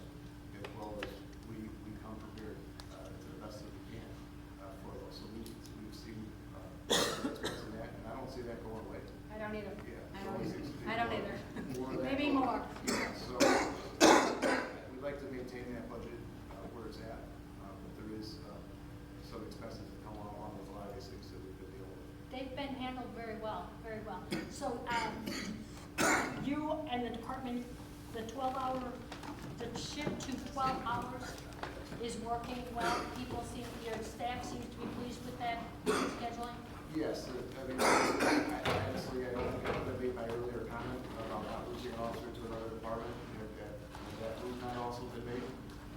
The officers, really in this generation, really enjoy their time off.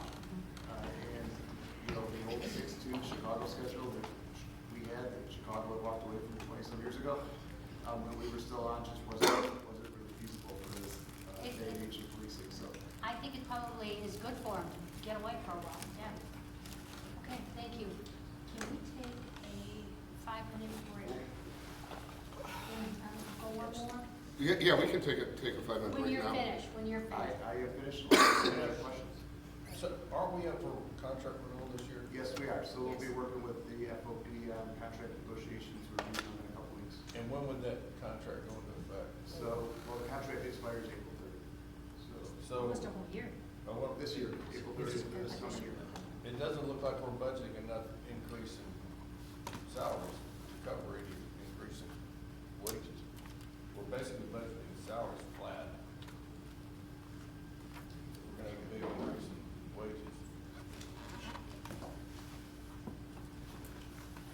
So we did anticipate the negotiations this year. It is budgeted for. We could find that for you, but I appreciate that particular line item in the department having it shown.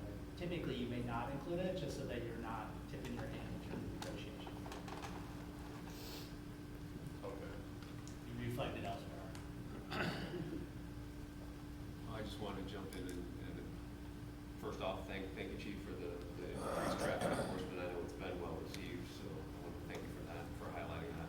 And then I wanted to ask, budgetary-wise, that LTAC, you kind of highlighted it, but, it's a big line item.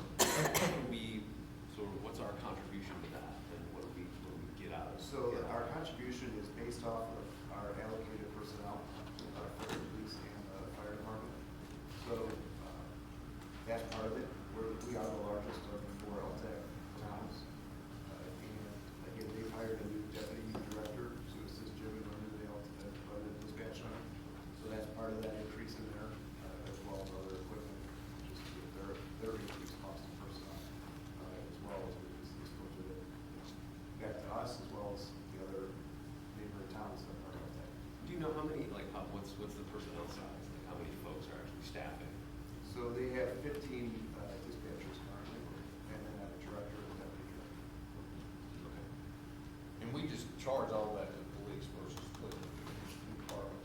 Yeah, that's carryover from years past when dispatching was actually done out of the police department. So at some point, when we're looking at resetting our chart of accounts, we'll likely budget that elsewhere. Isn't LTAC still headquartered in the police department? It is. Okay. Yeah. Thought so. And this is our portion. Correct. So that's- For both police and fire. The total cost for this entity is 4 times this amount, approximately. Right. It's proportionally done, so. Yeah, smaller town. Yeah, rough terms. That's About. fair to say. The Grange Department. Lesser Spring. Yeah, Countryside. what were we, doesn't matter, I'm just curious what we were paying before, but I know this is a better system overall, so I'm sure it's not much different. We had to pay before, we're paying similar, what we're doing now, several years, what are we, 8 years into the LTAC? And having it? I think it was 2017 or 2018 that we went to the LTAC.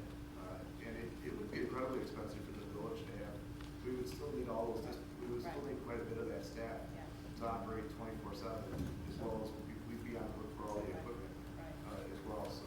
So it was likely more. Consolidated More. dispatch is generally a very good, Yeah. for the buck, so to speak. Yeah, I'm just, because I wasn't on board when that changeover happened, so I don't know what the difference is. Probably, not only is it more efficient and better for everyone involved, because probably saving. Far more economical. Well, yeah. Absolutely. But thank you for bringing your skills and your expertise into this department. And what we have seen change and improve under your leadership is, it's unbelievable. It's really the stability, the excitement from our officers, and the improvements in all areas. It can be seen in all areas. So I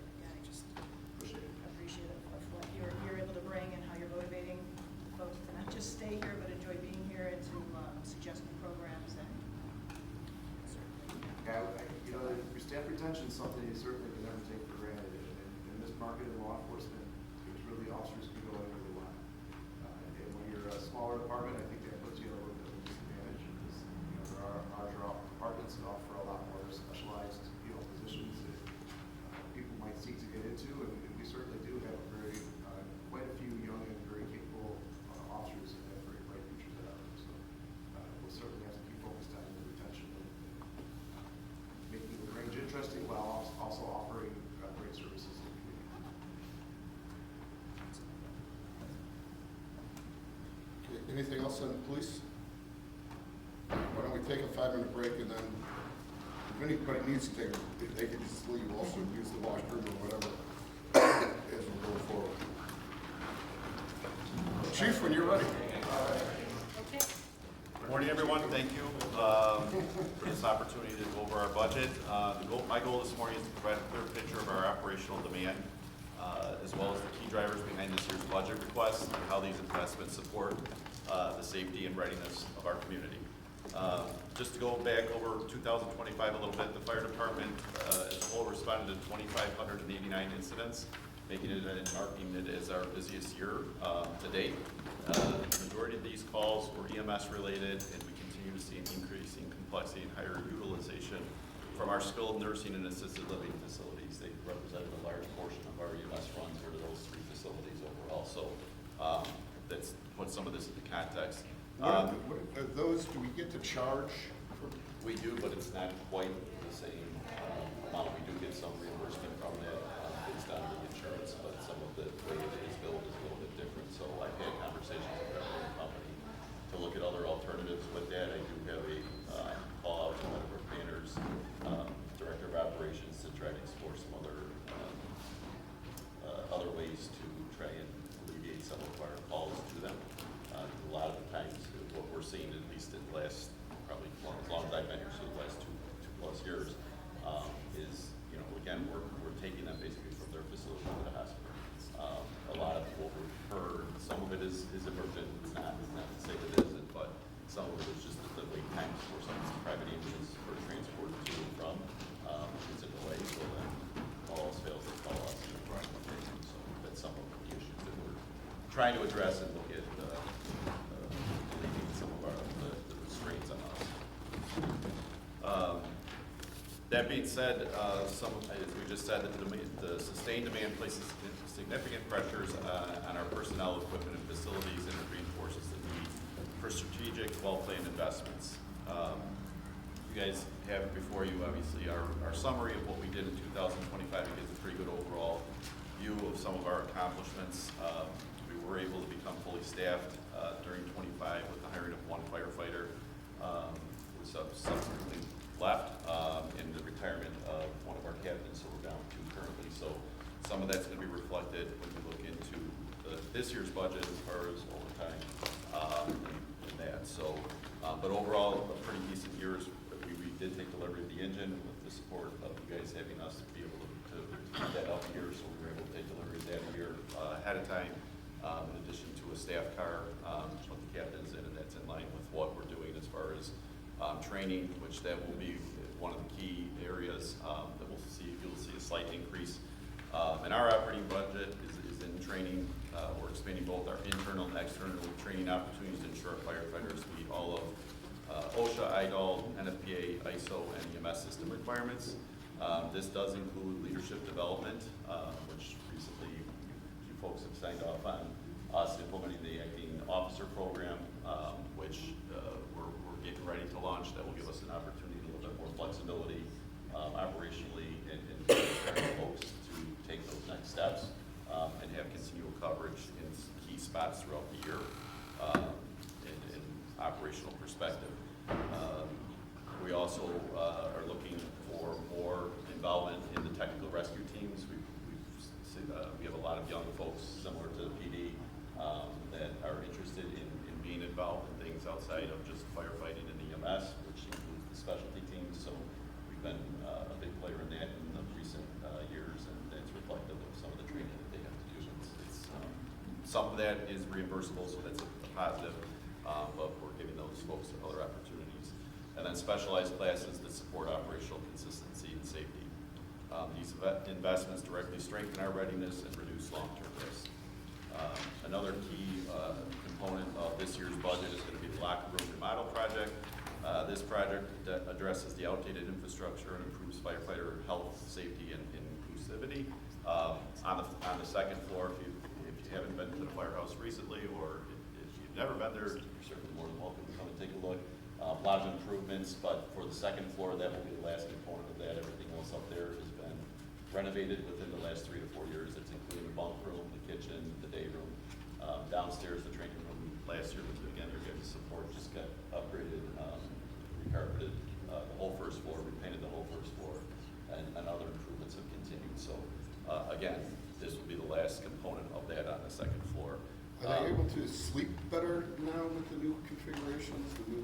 Yeah, they tend to, unless they're getting woken up for calls, which is part of it, but Sure. no, I think and when we talk about, as police chief just alluded to too, right, from a retention standpoint, and again, I equate a lot of it, I'm a big sports nut, so I equate a lot of stuff to college football and basketball and recruiting, right, is having facilities or having things to be able to show folks. It doesn't seem like much, but having your individual bunk court separate and you're not sleeping in one large dormitory, Right. And hearing all the noises from everybody else is, Yep. things going on throughout the evening, make it a little bit better. So, from that perspective, yeah, they're very, happy with the new layout. So, this will also align the locker room remodel with, the long-term facility planning and addresses deferred maintenance, that can no longer be postponed without operational impact. Some other plans, that we have in the budget, include additional capital investments in equipment, the biggest being, the new ambulance, which we're scheduled to replace, the reserve ambulance, which again, I spoke earlier this morning about, is 18 years old. We're hopes, just like we did with the engine, standardizing our fleet improves reliability, reduces maintenance costs, and ensures our crews have consistent, dependable equipment, especially important given our record call volume. Again, the ambulance that we're looking to spec out is going to be similar to the spec that we have as the front line. So from an operational perspective, it'll be more or less plug and play with what we're looking to do. In addition to that, the auto load stretchers, we need to replace both of those for each of the ambulances that we have, and the one if we were to receive the approval for the new one as well. These systems significantly reduce the risk of firefighter injuries, improve patient handling, and increase the efficiency during high volume EMS periods. Another final thing that we're looking for from a capital side of things is a station alerting system. This goes in line with, again, most modern stations. You'll see this in. What we're anticipating this to do is it will improve our turnout times. So that's when we receive the call from LTAC. Again, currently they're staffed accordingly, but right now they're taking calls as well as dispatching it out. So one individual is taking the call, the other is then dispatching it. So that has to be relayed. With the improvement of a station alerting system, it also helps them to be able to take that call as the dispatcher's on the phone can be punching it into a computer that can be going out to us. So our turnout time should see a significant improvement in that regard. And reduce sleep disruption for our personnel, depending on, right now we have, when they're alerted, it's one large cloud of sound, and that's it. The system that we're looking at has the amped up tones, as well as the lights that amp up. So studies have shown on the medical side of it, that jarring noise when you wake up causes some heart issues down the road, potentially. Thankfully, we haven't seen any, but with the alerting systems and technology the way it is, we've seen these amped up, which limits those jarring moments to a more suitable from a medical segment. So from the wellness standpoint, we feel that that's a good investment. While the budget does include several important initiatives, the overall operating increase is modest and targeted. We continue to focus on responsible fiscal or financial management through streamlined administrative workflows, regional training partnerships, which we've participated a great deal, and we've done a lot of mutual and all-the-way training with our neighbors in hopes of being operationally ready and sharing some of the ideas that we have in response plans. We have pursued grants and alternative funding. Last year we were able to receive Firehouse Grant Sub, as well as the Office of State Fire Marshal Small Tools Grant Fund, which helped offset some of the costs for our newer extrication equipment that was budgeted for, so we saw some savings in that. And then standardization of apparatus and equipment to reduce our long-term costs. Every request in the budget is tied to a specific operational need, regulatory requirement, or safety improvement. Some of our strategic priorities looking forward remain consistent. We want to maintain a safe and reliable emergency response, modernize EMS capabilities, support firefighter health, safety, and development, improve facilities and station technology, as well as strengthen data-driven decision-making and reporting. These priorities ensure we remain prepared, resilient, and aligned with the expectations of the community and the village board. In closing, the budget reflects a balanced approach, one that supports public safety, operational readiness, and responsible fiscal management. The investments we are proposing are essential to meeting the growing demands of our department and ensuring that we continue to provide the high level of service our residents have come to expect. Thank you for your time and support, and happy to answer your questions. Thanks, Chief. Any questions on fire? Yes. Okay, I'm looking at your overtime. You're on page, I'm on, looks like 26. 46, yeah. Okay, we're going from about 14%, there was kind of a bump in actual 2025. You're projecting more, you're going from what's projected at the end of fiscal 2026 of 321,000 to 400. Is Yes. that because you're down to? We're down to, and we have 2 people injured, so That's it, every okay. day is overtime day. for us Okay, right now. okay. The other question I have, and you're remodeling the locker room. Basically, is that being covered by your department? It's under buildings and grounds, yeah. It is under building, so we're not contracting that out. It's happening. Oh, no, that would be contracted out. but That is it's in contracted out. building and grounds budget, yeah. Okay, all right, thank you. Just one question, because I misheard, and I know this goes back a couple years. Where did gas and oil go to? Central services. Okay. So we don't allocate that expense out back to each department, it just stays in central services budget? It does, and that was so we can better track it, so we can understand what those expenditures look like from year to year. When we were parsing it out amongst budgets, departmental budgets as well as funds, and we were having a hard time tracking where our expenses were in that category. Okay. Chief, I might be remembering incorrectly. Felt like we had a conversation about new auto load stretchers maybe a few years ago. Might have been before you began. What's the age of the current? They're coming up on 10. 10 years. You're not getting a grant for some newer of the auto load stretchers? No, recently? Okay. Not right now. Okay, so the ones, they're old. Is that the kind of item that though is still valuable in some way? Will it be, no, there's not a secondary There's market no, for some, it's not like a little unfortunately. ambulance. Right. Is those, how much are those a piece? They're 30 something. They're pretty, they basically take all of the lift Yeah, you know. pressure off of the firefighter. And many other features, of course. Those are important. Yeah, thanks. The equipment we use for stair extraction, is that? Stair chairs. Yes, stair chairs. We have the most modern for that, help reduce back injuries and all that? I don't know about most modern, but we do, they do use it, and it is significant for, I mean, it works for us. Okay, so they are what they need. Okay. Anything else? Okay, building and grounds. Thank you. Hope you bear with me, that's my first time, just because it's a little bit different format than I'm usually used to with the budget, but Public Works Department is responsible for the operation and maintenance of all village facilities to support the daily services provided by the village. The department also conducts several activities to maintain pleasing aesthetic environment for pedestrian and vehicular traffic in the Central Business District and the West End Business District. Some of our accomplishments last year was continuing working with the Garden Club to install quality plantings in the Central Business District and other village-maintained properties. We provided assistance for community events such as cleanup, provisioning of barricades and traffic control, and conducting all the required maintenance on HVAC equipment in all our village-owned facilities, which is sometimes an issue with the age of some of the equipment out there.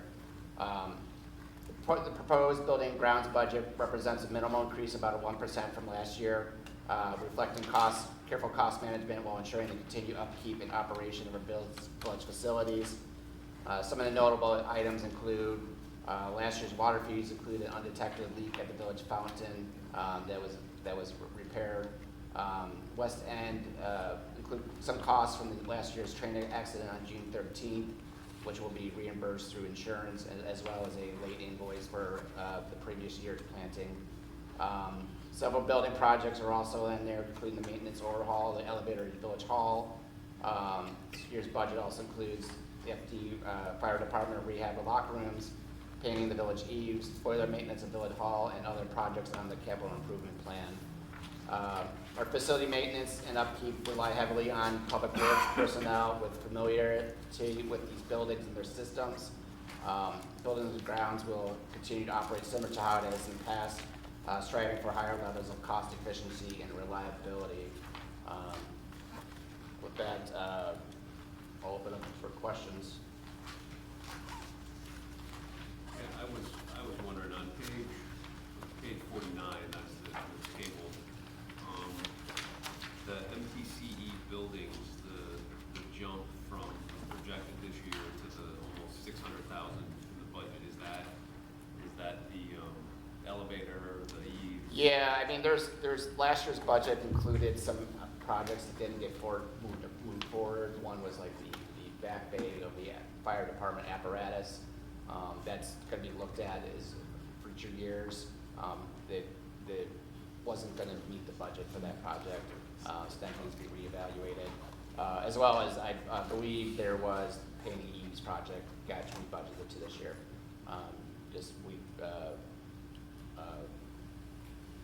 We try to prioritize something a little bit differently this year. Can you refresh my memory, what does MTCE stand for? Just maintenance. Maintenance, oh, it's just Yeah. it's an abbreviation. Just a maintenance, yeah, abbreviation for maintenance, yeah. I thought that, I had that same question. Oh, Yeah. Are we gonna do that, that day, is it gonna get done this year? Or No, next year? that is, we put that in the capital improvement plan for, one of the out years, within 2 years. Yeah, but we will, one of the priorities for this year will be to kind of cost analyze that project. Yeah, 'cause that's pretty bright. Yeah. Well, the eaves repair maintenance on this building here, so that's the kind of off the roof line Yeah. below. You know, we want to obviously look for any rot, removing, I mean, we'll see, was that planned for, or are we seeing a deterioration that we've got to get at? I think this is a plan, preventive maintenance for this, but yeah, I think when they replace the roof, that's one of the things they look for is for the underlying So we'll infrastructure. check the gutters, and we've got a lot of Yeah. big tall trees around here. We'll get up there and really kind of look at the top. Yeah. And maybe even take a peek at the roof. And then we'll have to repaint as well. While we're at it, and we have the, you know, the physical pieces to do such a thing high up, is it a good idea that, I think our paint looks okay. I haven't really been studying it close up. I will when I leave today, but are the rest of our windows in the painted areas in good shape, or should we be taking a look at that while we're at it? Because, you know, if we have cracking paint, then we have exposed window. Yeah, So we could just evaluate that Yeah. itself, because while we're in this process, it would be the time for cost efficiency potentially to look at that. Okay. And any, not pointing out if necessary, but just kind of an evaluation of the building would be. Okay.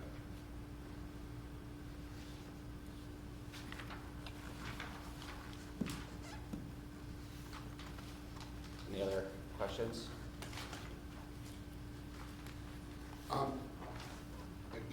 Have you done public works and building and grounds? I have not touched public works yet. Okay. Yeah. If there's other questions, I'll move on to public works. Department of Public Works is responsible for the following services: maintenance of 53 miles of public streets and alleys, 100 miles of sidewalks and associated signage, maintenance of municipal buildings in central business district, operation of the street lighting system, oversight of village engineering services related to the village's infrastructure, preservation and maintenance of an urban forest of approximately 9,200 trees, and 13 acres of landscape, brush, and leaf pickup, and snow and ice control services for public roadways and parking lots. The Public Works is made up of 23 full-time employees and 1 part-time clerk. Some of the accomplishments from last year was continuing working with NWD, county, state, and other stakeholders on solutions to stormwater management, especially with concerns with the 50th Street sewer and the LTHS stormwater detention, as well as the U.S. Army Corps of Engineers with their sewer lining projects. We continue to use the GIS system want to be the heaviest users of the GIS system. And we were able to not lose any really trees this year. We would have been able to plant most of the trees that have been removed. And then we really have been amping up our training and opportunities for the employees at Public Works. The proposed budget reflects an overall increase to the previous fiscal year. This adjustment is intended to maintain service levels, address rising operational costs, and support ongoing infrastructure maintenance and improvement throughout the community. Notable items include last year's leaf disposal costs were higher than normal due to the early snowfall, causing snow to be mixed in with the leaves, which does the heavier snow, caused heavier loads going to the dumps.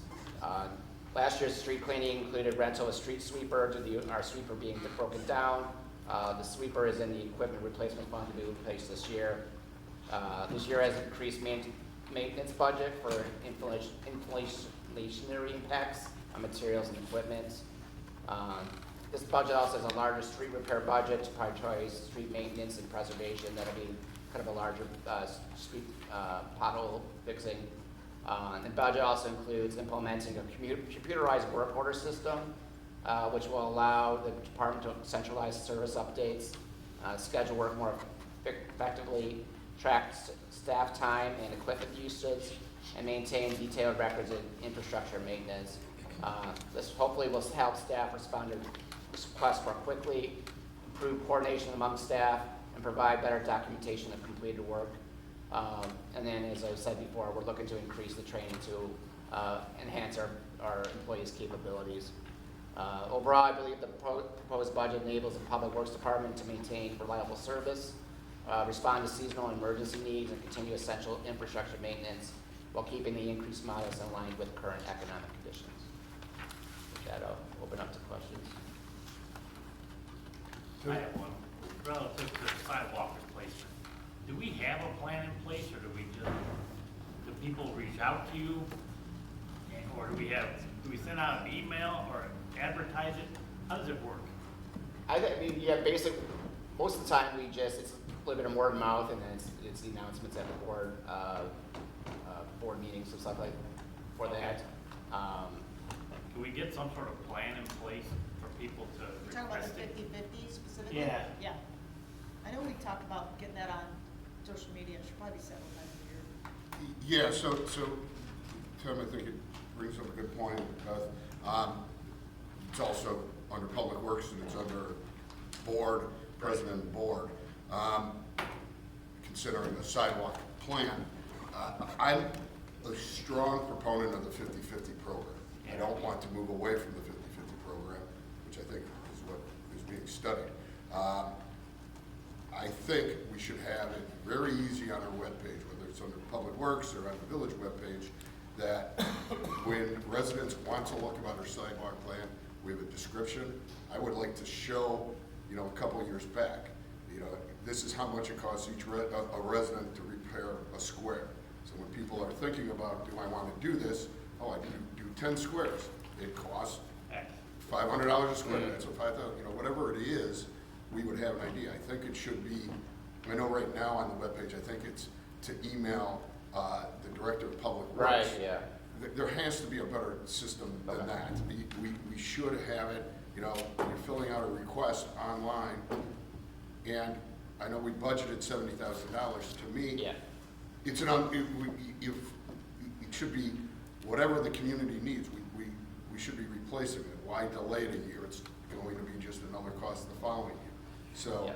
I would like anybody who applies for a sidewalk this year, that they get it done.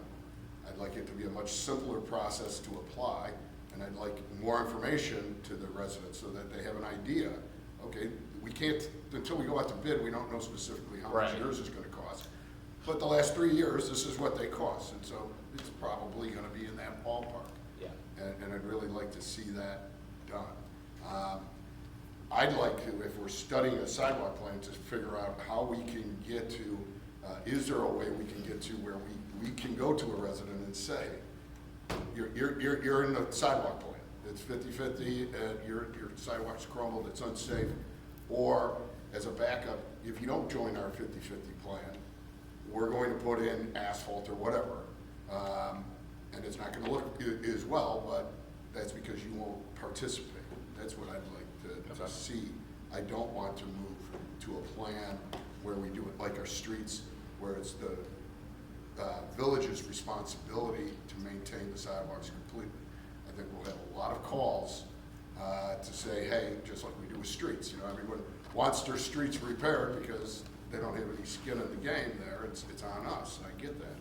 I think if we move to sidewalks and do it the same way, we'll just be getting complaints, why is my sidewalk, you know, this color graph as opposed to needing replacement? Yeah, and I think some of that tracking of it will help it, once we implement that computerized work order system, we'll be able to track those requests a lot easier. But yeah, definitely getting the word out for this. So is that part of the ERS system? No, it would be separate from the ERP. ERP? Yeah. So when are we doing the system you just mentioned? It's in the budget for this year, Okay. to implement the system. Terrific. I got a question. Do we have any communication with the park district regarding sidewalks? And the reason I ask is because I'm starting to question the sidewalk of west side of Wayola, at Wayola Park. Mm-hmm. I'm wondering when we hear about the sidewalks that are surrounding our parks. There aren't residents calling us, so do we communicate with the park district? And how would that be paid for? Is this a sidewalk or is it a path? It's a sidewalk all the way around. The sidewalk would be ours, we can certainly look at the condition of the sidewalk and staff's put it on, should be part of the program. Yeah, Yeah. yeah. And on the We'll make a grinding, note for that. on the grinding program, that, I know we've concentrated on the more walk areas, but the 600 block southbound side of Wayola, there are 3 sidewalk squares that it is a 4-inch increase. If you walk along there, like Tim and I do in the morning before daylight, if your dog makes you look this way, you will go flying into somebody's yard because you kicked that sidewalk. And those are lawsuits against either the homeowner or the village. The village. We have dangerous issues. How do we get that grinding? And also, the grinding program, I know last year I saw the guys out working, they're working with a pull-behind trailer with a hand grinder. You know, you can go down to United Rentals and get a cart behind and grind that thing down in about 15 minutes. We can speed that process up. So can we Let me jump in there. Do we grind or do we contract out for grinding? contract out? We contract out. Right, so it's up to the contractor Yeah. what equipment But that they is. could get a lot more done if they had more modern equipment. Well, that is up to the contractor. I mean, we're gonna bid it out, and whoever gives us, you know, again, responsible bidder, but we're going to, you know, they can get the equipment, we're not gonna tell them where to rent their equipment. But I do agree that we need more, you know, how do we get better communication? Because it should, any area like that should be grounded. There's no reason to kick it to another year. Yeah, because all those, if you think about all those sidewalks, they're all commuter paths and train station. And kids going to school, so they're just. Yeah, and even regardless, I mean, every sidewalk gets walked on, and it should be maintained. In a perfect world, those people would say, I want to get in the 50-50 program and get it all replaced. If they're not willing to, then let's start grinding it down. Well, I also wonder, like, in those places, because, and we see a lot of, but those squares that I'm thinking about are not broken. Right, but But they they're can trees still, that are pushing up at angles, and so what do we do about, if you just pour new concrete and humping it up to make it go over the roots, because if you cut the roots, those trees are gonna die, so, and they're part of the trees, so how do we start to work with this growing trees that are pushing up sidewalks? Yeah, you have to assess the tree Yeah. and whether or not you do root cutting. Yeah, there's a little tree root pruning and stuff like that. The grinding is only effective up to 2 inches of deflection. If you try to grind 4 inches of concrete, you're gonna grind through the whole thing, and you weren't gonna have a sidewalk left. So there's definitely situations where the sidewalk shading or grinding program is effective, and then anything usually above 2 inches, it needs to be replaced. yeah, So please get us any of the squares that kind of fit the. Yeah, we just, I think we talking need to about concentrate speed south grinding. of 47th Street to get a lot, because I don't think we've done a lot of grinding south of 47th Street. And those sidewalks will get pretty bad. Yeah, like you said, we have a map of areas that we're trying to work through, just trying to keep the level of efficiency up for the contractor, so he's not bouncing around over time. There's a specific request, we usually, for sidewalk shaving from a resident, we'll put it in there, or a specific, response to a accident, a trip or fall, we'll address it. We'll tell them to hit that location, but mostly it's done by, area. And again, any board member or any member of the public, if they see an area that they view as unsafe, contact Public Works. Public Works can go out there and assess the situation. If it's appropriate to be shaved down, if it's appropriate to be replaced, they can make that decision. I think that we need to be budgeted so that they can get done, because there's no reason not to. On the Public Works budget, there's no salary for part-time for 26, 27. Is that, I assume the part-time work, if you're the president or comment president, is the summer help. And I know we just put that ad out to hire summer help, but we can, where is that summer help? Those were the seasonals and those staffers were actually missed, so that's something that could be added to the budget. Okay. Go back to the sidewalks real quick before we finish that up, and I don't know if anyone else has other questions, but we talk about the sidewalk program every year in these meetings at this length, and usually a time or two throughout a board meeting, our board meetings over the year when these things come before us. Education's a big part of this, and I don't think we've done a good enough job. We talk about it, we tell people in these meetings to reach out. Still doesn't get through. I would argue that more than half of our residents don't know, A, that it's even their responsibility for the sidewalk in front of their house, until they're like, this is really bad, I'm gonna call the village to fix this, and then they find out it's on them. So that's often how some people find out. And the other part of it is, there's a lot of people who just can't afford to do it, or they're not gonna do it, so I'm gonna discuss that. But the first part being education, we have to figure out how to address that, and, we do have social media, and it's on the list of things to be posted and educational, which will help, but I think it would also be kind of the front page of the first newsletter or somewhere in there, so that we, in an ongoing way annually, in print that are mailed to residents' homes and on social, and then again, calling it out maybe better on the website. But there has to be a better way that we can educate the public so that we can do these things more thoroughly. Because it's really important, and I would argue that most people, once they find out, will do something about it. But we still haven't answered the question of what, although you've come up with an idea, how do we handle the people who can't or won't fix their piece, those pieces, and when we find those, we should put them on the list, as soon as possible to be done, the ones that are severe, and then address the resolutions for how to get that paid for. And then one more thing about, that you have in your, that you mentioned, which is our LEAF program this year. Obviously, we had the fall and the winter collide in a way that we haven't seen in a long time with the leaves. Obviously, we faced significant challenges. Our residents were understandably concerned and upset about that. It was an act of nature, of course, but then it coincided with the sweeper breaking down. It has since been repaired, and we had a temporary unit for a while. And now we have it in the budget to get a new repair, or a new machine, or a used, I don't know what we're thinking. Can we keep the other one? Do we have a place for it? Would that make sense? Because we have one for the entire town, and it might be helpful to have more going into the fall, so that we plan for an early snow in the future, so that we don't have leaves covering the drains. When not only do we have an early snow, but then we have a melt, and then we have rain, and then we have flooding. Would that make sense at all, or is that not part of the plan? It wasn't part of the plan. It was to sell the one. It still has pretty good trade-in value right now. So if we did keep it, it would just, I don't know how much longer or how much that would affect the trade-in value. It might essentially just bring it down to zero, and you still have all those maintenance costs that come with older machines. Do we find that having one is effective enough? I feel like they're going, especially going into that critical season, in the middle of the year. We use it year round. We use it year round. Maybe the second one just gets used for that crunch period, so we're not putting as many miles on it, except for that time period when we really need it. Yeah.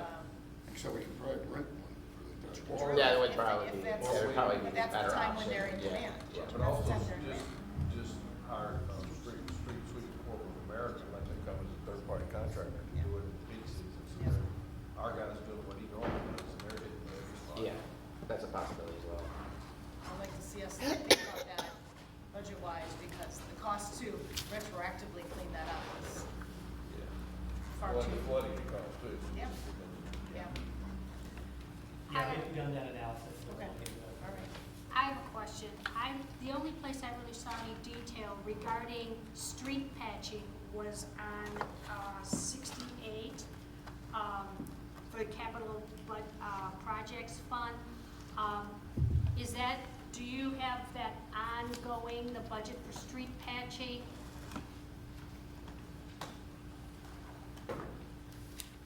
That's and that's the capital. Right. That's the project that we do every other year. You do street patching every other year? Yeah, this year, I think we bumped up the street repairs to include more, to include the pothole fixing and pothole patching. So that's what I'm seeing for the budget for this year, that's the 200 grand, 200,000? Yeah, correct, And then, yeah. then there's nothing for There's- budgeting for fiscal year 2027? Is that in the capital, or, I'm Explain sorry, to me- you're yeah, going back to the capital? I'm on page 68. My I'm sorry. question to you is that do we have ongoing street patching, or is it only considered through the capital projects fund? So That's my just- question. Yeah, Yeah, so the $140,000 that you see on page 54 in the public works budget includes the street patching, I think some crack filling, some. yeah, it's gates. like the pavement, Yeah. maintenance. But there's large street patching, that's the program that we would do every other year. This is like the normal, preventative maintenance stuff, like the crack filling, pothole filling. Okay, so, all right, I understand. So I was gonna say that even as I proceed north on Wheelock, Yeah, there's, the 600 block, there's a extensive damage to potholes. So we address them or repair them every other year? No, The- No, No. no, if you look at page 54, 54, okay. under All right, so- operations and contractual, Okay, there it is. No. we have a street repair, Street repair, there it we is. have street cleaning. Okay, all right, there it is, my mistake, thank you. Thank you, Clerk Saladino, for pointing that out. Yep, that's helpful. I had a couple things following up on what Trustee Augustine said regarding the publication about the 50/50 program. We probably can message it on our water bill. I think we're allowed like 2 lines or something in the water bill. It seems like this would be the season to do it. The other thing, under the LEAF program, I would really like to seriously look at where we can store some leaves to turn into mulch, as opposed to transporting them out of town. I know that there, at times, we don't own the land under the Ogden overpass, but when it becomes available and things, it just would be a perfect place. We can grind them and store them and somehow convert it into mulch for the residents of the grid. Yeah, I know that that's one of the things we looked at this year, is to actually put the current mulch pile was fairly large, and maybe underutilized by the residents. Yeah, it's another thing to make sure that the residents now do a better job of talking about it at our board meetings. So, great. Anything else under Public Works? Charity, you're up with board president. Yeah. So president and board is page 56. That's the budget for the village board and some of our other various boards and commissions and their expenses associated with their work. A note here, there is a duplicate in the fiscal year 26-27 proposed budget where the contract for the social media consultant and the 3 times a year newsletter got budgeted both in professional services and in public relations. Yeah, I see that. So one of those will go substantially down. Okay. But that is the biggest change really in this budget, is the new contract for the social media services and reestablishment of the print newsletter. The CBA and Plan Commission have seen some additional expenses associated with some of their work. We did budget $1,000 in the upcoming year, rebudgeted from that same amount this year, just in knowing that we'll have some notices and things like that associated with the zoning code rewrite. And then the Board of Fire and Police Commission has $20,000 budgeted in the upcoming year for promotional processes in police and fire. I know it's not part of this, but it's part of your umbrella, and that is the newsletter that goes to the businesses. Are we continuing with that for the next year? We are, and that's in the economic development budget and community development.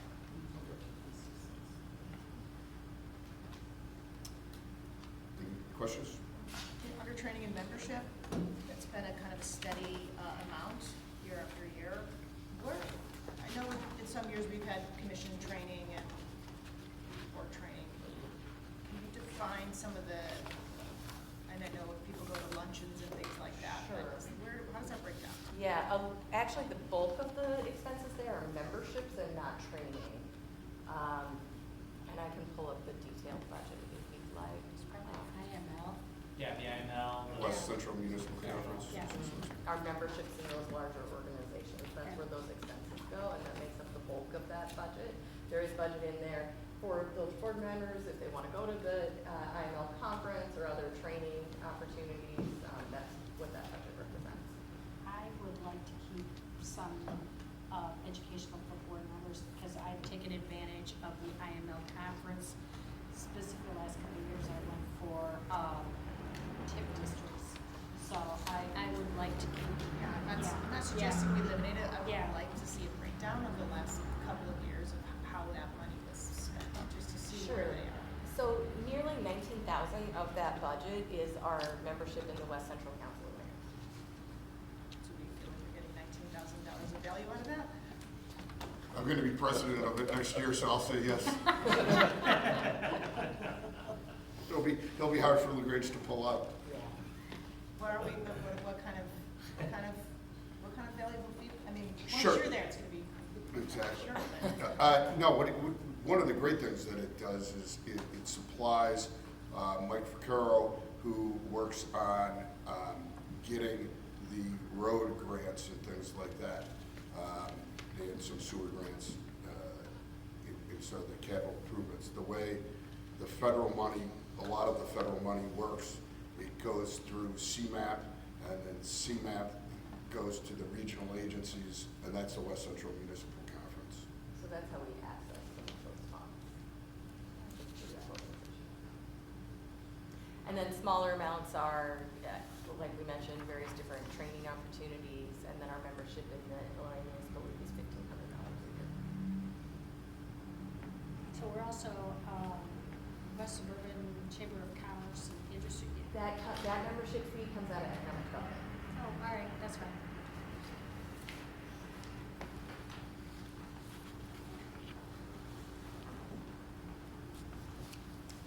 That's all I have on that. If there's any questions.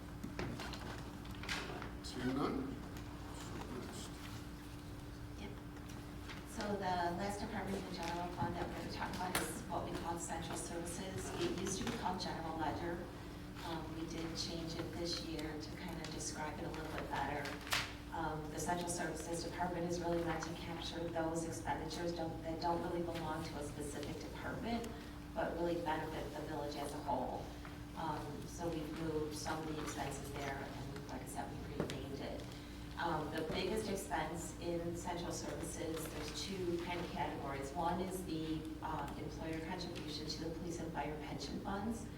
I would recommend that we move that expense out of central services and actually reflect it in the fire department budget and the police department budget.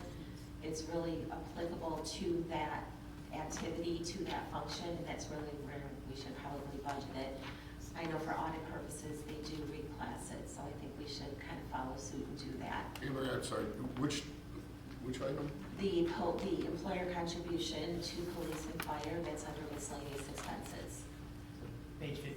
Right, so that seems like an easy one to move. Yeah, so if it's okay, I didn't move it automatically, I wanted to make sure we were all good with it, so we'll move it to the applicable departments. Those are actuarial needs determined amounts that the village needs to contribute to the pension funds.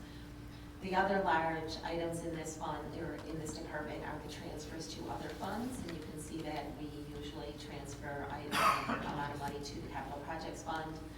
I believe that it's usually based on the funds that are available in the general fund in excess of our spending needs that we're able to transfer over on an annual basis to cover capital. It's very nice that the village has those kind of funds on hand to be able to fund our capital every year. That limits our need to borrow or issue any kind of debt to do our capital. And then we also have a transfer to the equipment replacement fund, which funds capital replacements in any of the general fund departments. So, Anne Marie, I have a few questions. One, why is our projected for 25-26 not $2.5 million? So I think maybe we transfer that monthly. Do we do a monthly journal entry for that? I think it's project-based, and I think the projects that we have accomplished this year would require the transfer. I think that's generally how. I thought we were moving $2.5 million from our general fund to our capital fund, and then it would be in the capital fund if it's not spent. So I think we should be moving, that number should at least be $2.5 million. And I think it is, I'm sorry, but I do think it is one of our regular journal entries we do every month. So we probably did do a couple of the journal entries to get to the 2.5, but I'll get it there. Because again, Yeah. right, that's important that we're spending, we're allocating $2.5 million for capital. I think it's great. We need to make sure it happens. Yep. I had another question now. Under transfer to parking fund, do we not have a dollar amount under budget because we're not going to need to transfer anything, or we just didn't put it in? Yeah, we just felt that the parking fund is healthy and we don't need to do that transfer. No, that's great. Yep. That's good to hear. Is the increase in fire and police contribution, is that part of that, we have to be fully caught up by that certain year? Because while our forces seem stable. Yeah, so I'm not exactly sure all the assumptions that are used in the actuarial. Different municipalities use different assumptions, so I'm not sure if you guys are using the assumption of getting to 100% funded by 2040. I could confirm that. That is it, okay. Yeah, so that's why it's going up. I had a question on the IRMA claims. Is that our IRMA insurance policy, or is that claims, deductibles? What do we mean by IRMA So claims? we're gonna actually change the title of that because that's actually our premiums. Okay. That's what we pay IRMA to And provide our I'm insurance fully in coverage. agreement in changing that. Yes. I would agree, yeah. Any other questions? Just to comment, and I've said this before, in future budgets, and Jack, is more for you, footnotes where we have blanks or missing information. You know the answers already, just Yeah, call that we out. have that noted for a variety of things. We'll incorporate that where we can. We did more in last year's budget, we had a little bit more highlight of what kind of was, might jump out at us. Yep. Understand this is a transitional year for us. Yeah. You got someone new who doesn't have the history. Yeah, right. And IT support's just more services that we're putting in to make that go up by 30%. Yeah, that's reflective of our, actual experience. So we'll have a couple projects coming up here that'll bump up that actual projected for this fiscal. Okay. And that's, relatively kind of where we find ourselves. Part of that line item in particular is we have that in various departments in various ways. So we're trying to consolidate it to better understand our expenses. Okay.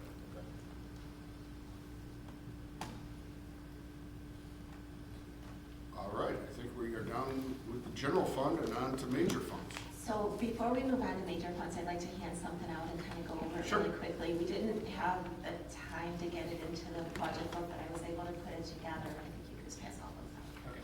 I was able to put this together. So it's a long-term forecast of our general fund, utilizing a number of assumptions. I know you're familiar with seeing that in prior books.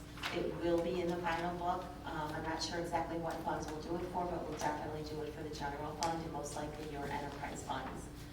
So if you want to kind of take a look at it, I don't think there's enough for everybody, so if we could make sure we hit the board numbers, that would be great.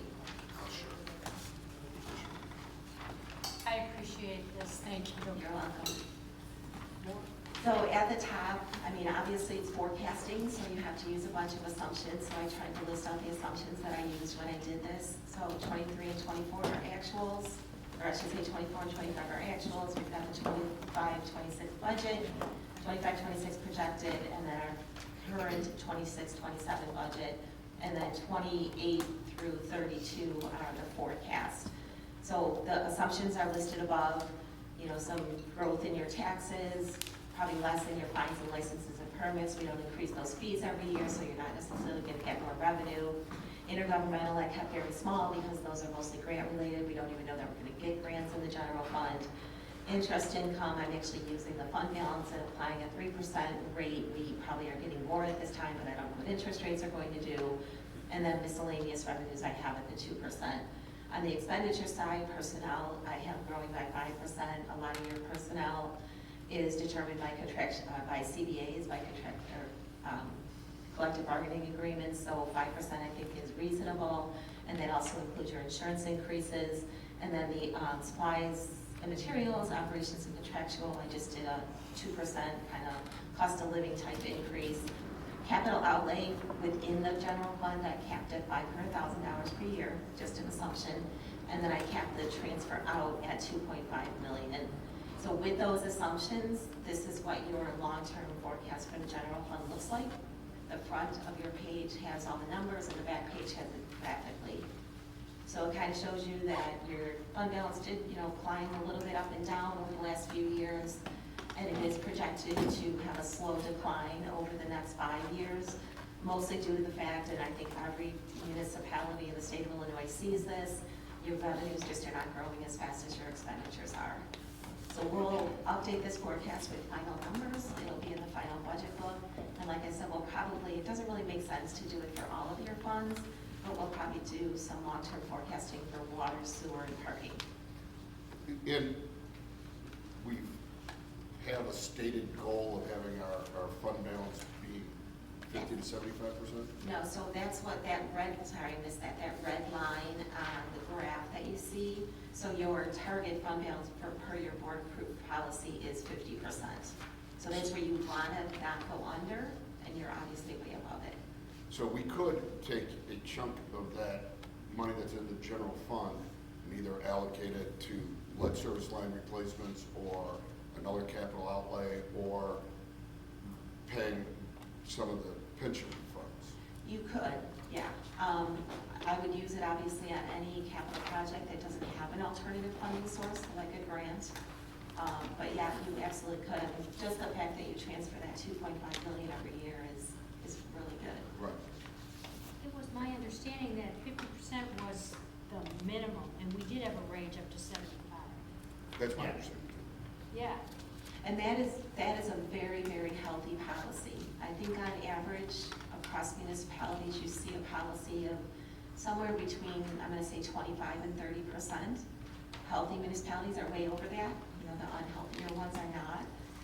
But 50% is a great fund balance policy. Having a target of more than that is fine, but it's not, not necessarily something you have to have. I think it's important to keep in mind as we get into these conversations about the 10-year capital plan and how we go about financing the projects there, to be in this position is really ideal. And so we want to make sure that we maintain that position as we get into those conversations, begin to discuss, what financing mechanisms make the most sense to be in and tackle the projects that are in that plan.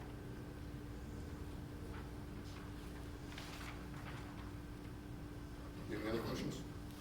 Thank you for this. I was kind of expecting to see something like this Yep. when I opened the book and I Yep, didn't. sorry, we just ran No, out of time. No, I get it, but yeah, this is essential, and I know we typically have this in the final budgets. It's helpful to see, I mean, it makes perfect sense with everything that you've explained, that we will start to see many things go down, and revenues are decreasing while costs are increasing, and so we will see possibly, as you suggested, a slight decline year over year in the fund balance. So, if we spend more, we need to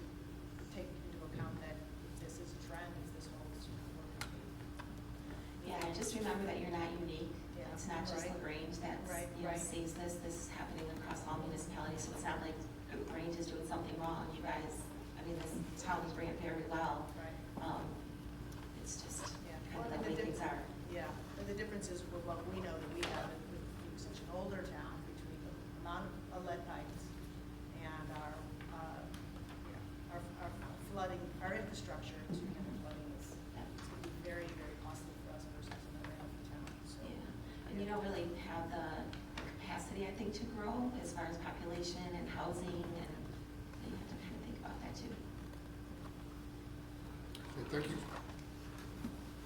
On to the major funds. Okay, so I think that's me again. Let me just flip my screen here. Okay, so the motor fuel tax fund, that is funded by motor fuel tax and MFT TRF tax that you receive from the state on a monthly basis. It's distributed per capita. The MFT is about $23 per capita, and the MFT TRF is about $26. The MFT TRF is based upon the additional 19 cents that the state put in place a number of years ago, and the village gets your share of that on a monthly basis. Expenditures of the fund are always related to IDOT-approved capital projects, and this year we're transferring $125,000 to the CIP fund to cover one of those projects. If you have more questions about the actual project, you'll have to talk to Tim. So explain again the MFT and the TRF. So the MFT is what I'm used to thinking about with this income, and the TRF, I looked it up before and I forgot. Yeah, so back, I think in early 2020s, the motor fuel tax rate was 19 cents, and it was subject to inflation every year. Back in the early 2020s, the state put in place the TRF tax, which is the Transportation Renewal Fund. So it's additional funds that the state is able to set aside for transportation purposes, and all the communities in the state get a portion of that 19 cents. So that's your portion of it, and it's based on population. Is it limited to what we can spend it on? It is, it's limited within the MFT fund, just like the regular MFT tax dollars are. And the Grange doesn't have its own separate tax on it. Just get it all from this. Yep.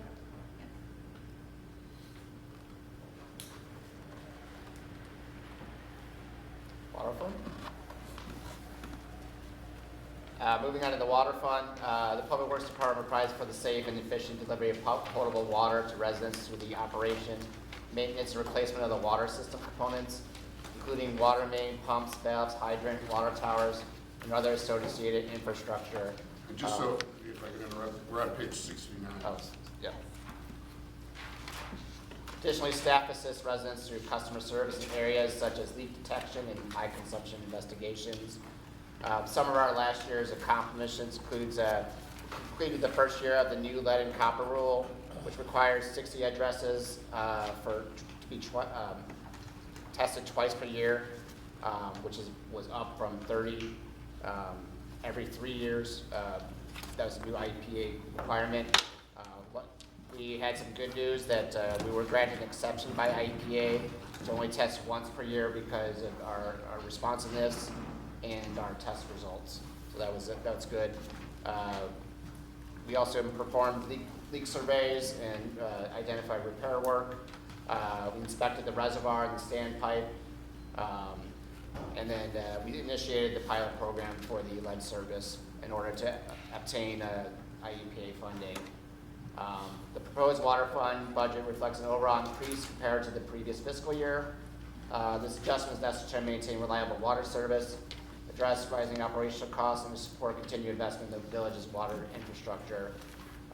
Notable items include increase due to higher wholesale water costs, which have risen from the regional water supplier.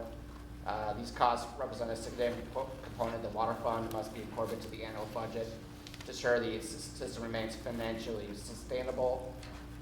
The water fund also includes capital improvement projects like the lead service line replacements, focused on maintaining and upgrading critical infrastructure.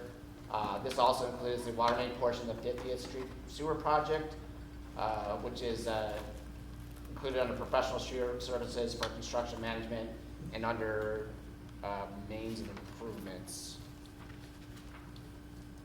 Yeah, sorry, included under mains and improvements for construction. Additional efforts include regular valve exercising to ensure critical systems, system valves remain operational and accessible, as well as hydrant inspection and painting to maintain visibility and functionality for fire protection.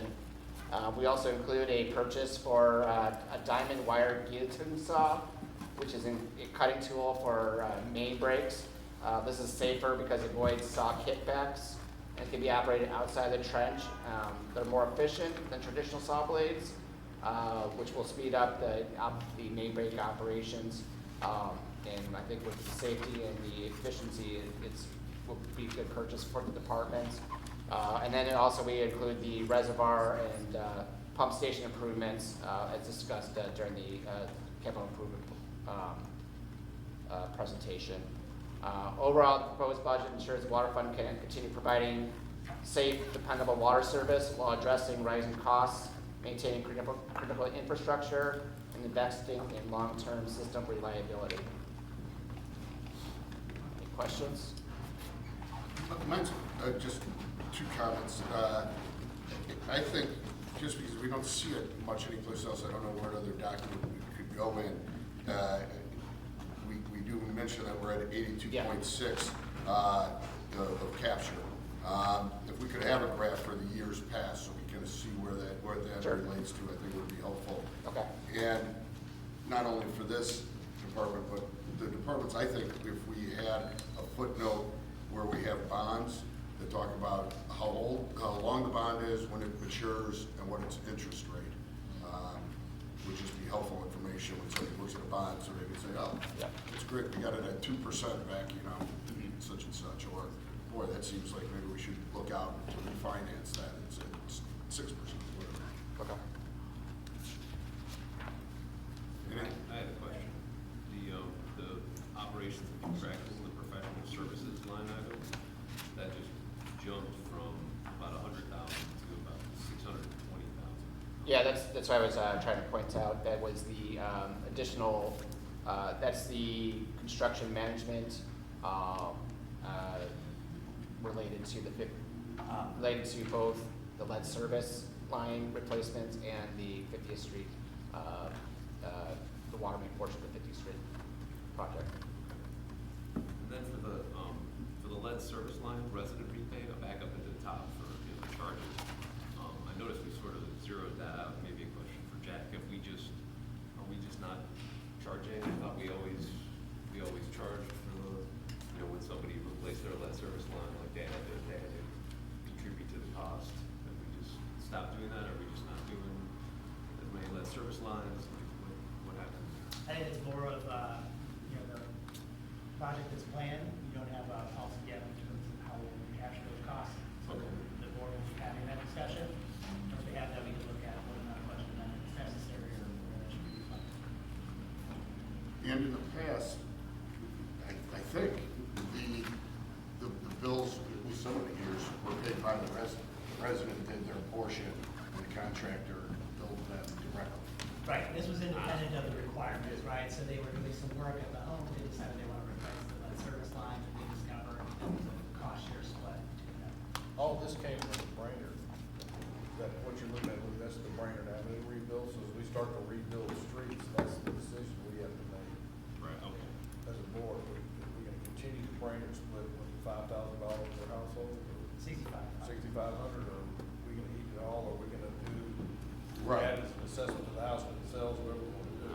Right, and before the Brainerd, we had Park, where it was directly contracted with, the residents could elect, and we went to the contractor and said, give a price that you're going to do for everybody. Right. And they came out with 7,500 or something, and most of the homeowners said, okay, I'll pay that.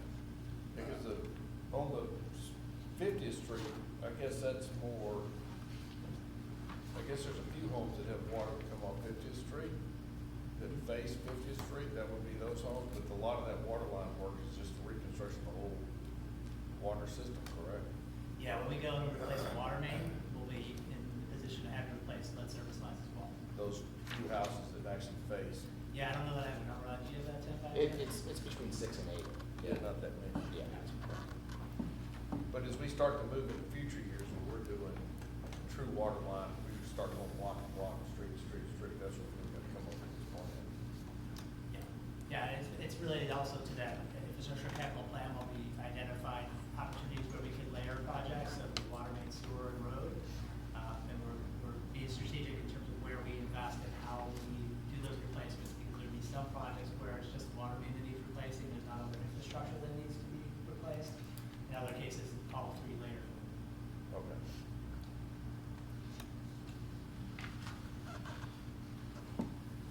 Okay, Trustee Ellis? Yep.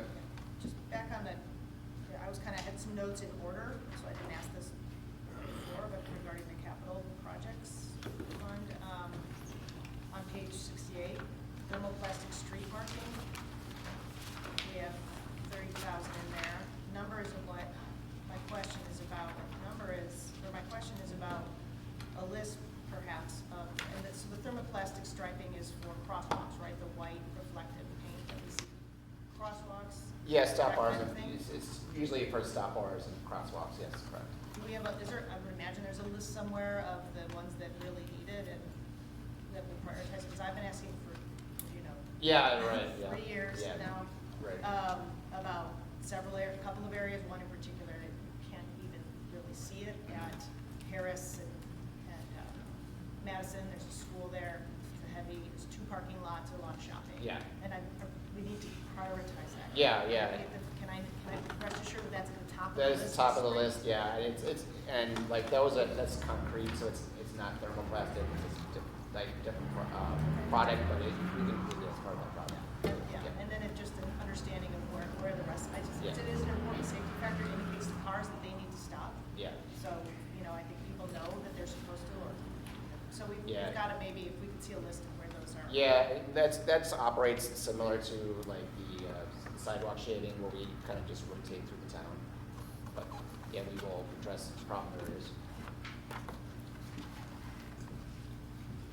Moving on to the parking fund.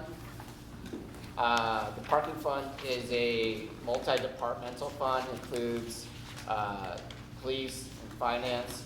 The parking fund provides village residents and visitors with safe parking areas within the village that serve La Grange business, multifamily areas, and commuters utilizing the service of Metro, the commuter rail division of the Regional Transportation Authority. Metro trains stop at Villages La Grange and Stone Avenue, Burlington, Northern Santa Fe train stations. The village parking system includes 1 parking structure, 10 parking lots, 8 on-street decal parking areas, and 294 parking meters. Some of the accomplishments this year include implementing e-citation and adjudication software. A new adjudication court was implemented locally to adjudicate ordinance violations in an effort to promote a more fair and equitable justice system within the village. And then the parking license plate readers were purchased and implemented to perform more efficient means of conducting parking enforcement within the village. Some of the priorities of this year include installing the recommended signs from the parking study. The proposed parking fund budgeted expenditures reflects a slight decrease from the previous fiscal year, while still supporting the operation, maintenance, and management of the village's public parking system. The reduction in the overall budget is primarily a result of lower anticipated capital expenditures. Overall, the proposed budget will maintain the core services.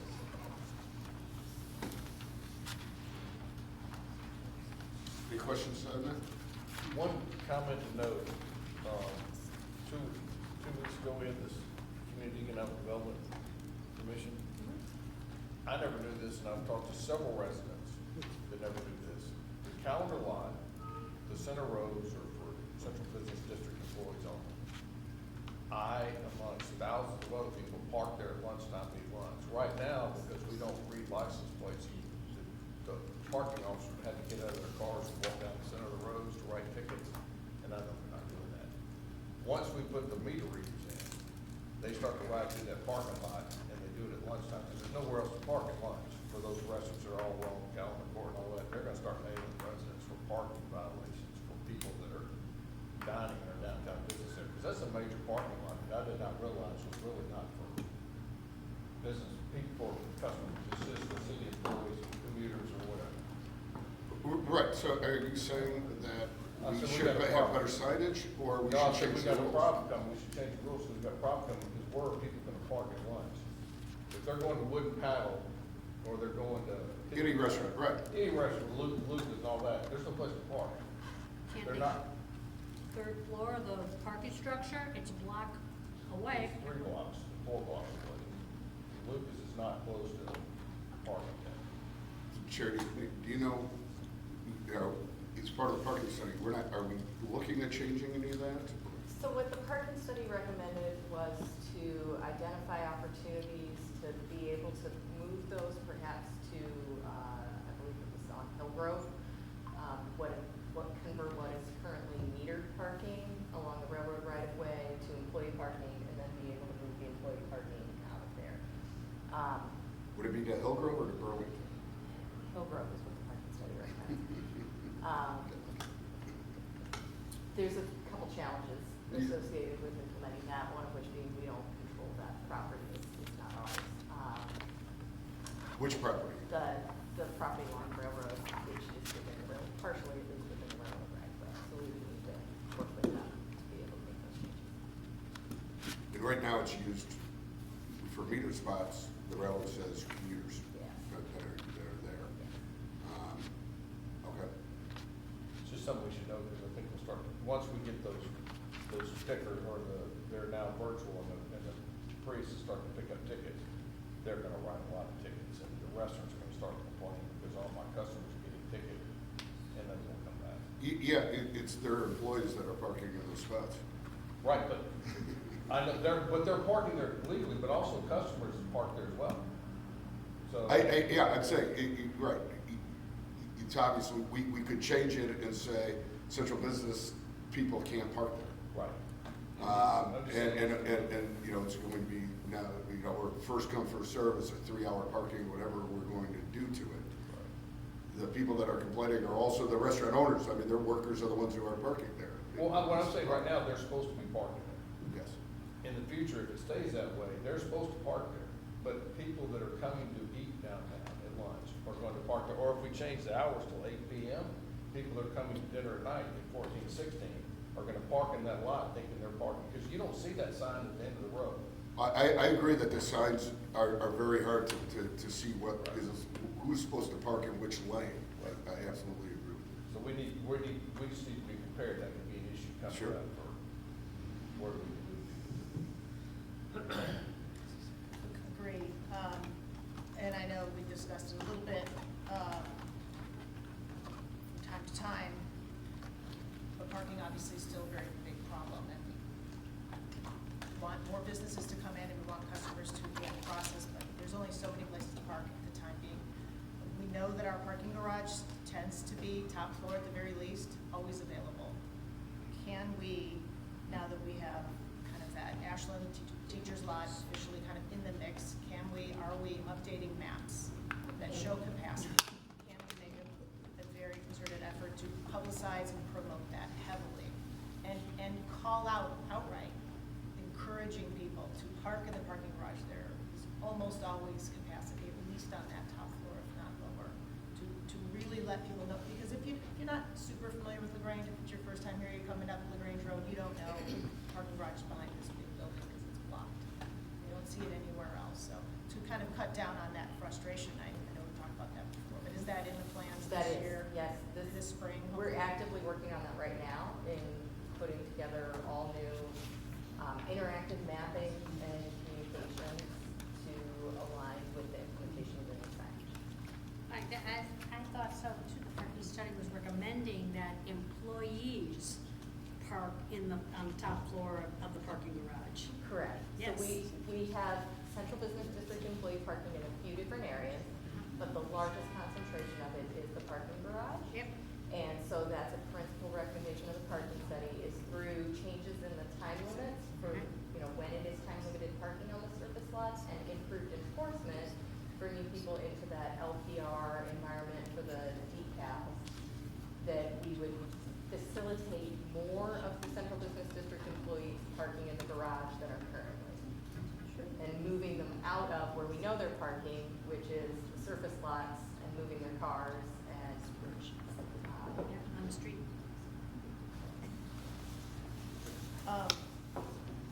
Is there anything we could do at high times also, especially like in the summer or weekends? Put some kind of signage out, maybe it's temporary, maybe it's permanent, that says, looking for parking, more parking available, you know, this way. I mean, we have to maybe start thinking out of the box on how to motivate people over here. Yes, it's several blocks away, but really not that far, and I'm hoping that if we could just really kind of remind people and encourage it, we can make some incremental difference. I know from a restaurant standpoint, people who have businesses downtown, they often talk about some of their employees as being maybe not feeling as safe as being all the way over there at night when they get off late going up to the top of the garage. That's a percentage that we'll maybe not be able to confirm, but for everyone else, especially people coming to enjoy our downtown, we want to make greater strides and efforts to promote that. And then it also brings me to my favorite topic, the AT&T lot. Certainly not my favorite topic, but AT&T lot off of Callender west of Ashland. I know that we've had not much luck in the last couple of years getting them to commit to what is, as I understand it, the process to code enforcement on them for not maintaining their lot, which they no longer use, which is behind what was, when I was a kid, the Illinois Bell Building. And they use almost none of that parking, which could be very valuable and utilized. We're all in agreement on that, and I know how much work you've done to try to get there with them. It's a big business, they're multinational, but it's a US company. Can't we start to use our reps and our senators, other higher up elected officials to try to find out how to make contact with someone there to get them to fix up their lot and or allow us to rent or lease or purchase some of that land so that we can have capacity and that additional capacity right where we need it as soon as possible to help with our parking supply. Do we have any update on the AT&T line? Now, the contact that I had that we'd actually made good progress with and had agreed to terms of a potential lease arrangement has been transferred, and now I'm a lot of nowhere. I think I may have a contact there. I'll try to follow up.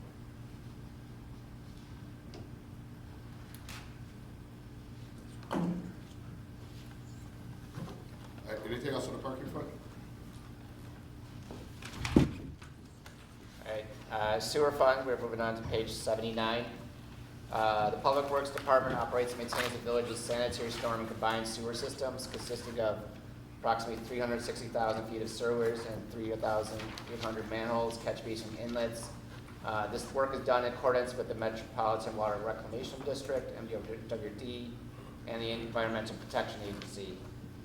Some of the last year's accomplishments include design and construction of the Wyoa Combined Sewer Improvement Project that was designed and constructed, and then final plans and specifications were greatly advanced for U.S. Army Corps sewer lining project, the 50th Street Storm Sewer Project, and the LTHS Storm Storage Project.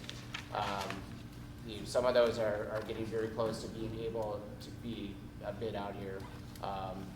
Some of the strategic priorities for next year is begin construction of the 50th Street project and secure funding and construction of the LTH storage project.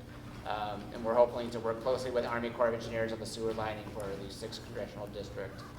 The proposed sewer fund budget reflects an overall increase of approximately 1% compared to the previous fiscal year. This modest adjustment allows Public Works Department to continue maintaining and operating the village's sewer systems while keeping costs stable and predictable. Some notable items includes still supporting ongoing system operations and maintenance, including sewer main inspections, cleaning, and repairs. Budget for sewer lining projects, which are cost-effective method of rehabilitation of aging sewer mains without extensive excavation.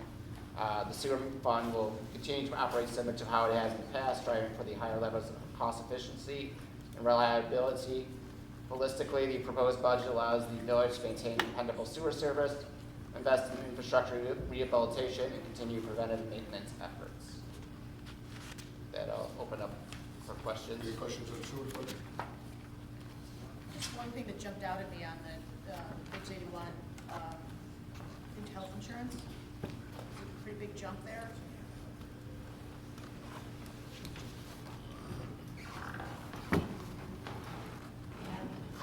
As we mentioned earlier, we did a lot of changes in the allocations of salaries, so that could be the reason for that. I'll double check it, but I think that's probably why. Okay. It could be one employee going on the family. Yeah. I think, something to note, I probably should have mentioned it during the public works. We did renegotiate with local 150 this previous year too, for our new contract. I think one thing to note too, in regards to health insurance, it has gone up pretty significantly as compared to last year. So that is something that's an impact to the budget. We have a 16% increase in health insurance. Do our public works boys get their insurance through local 150? Through us? And on page 82, the sewer line mains line, we'll have a large number there. We got some grants for that as well, right? Yeah, that should be, That's reflective? that should be the HUD grants.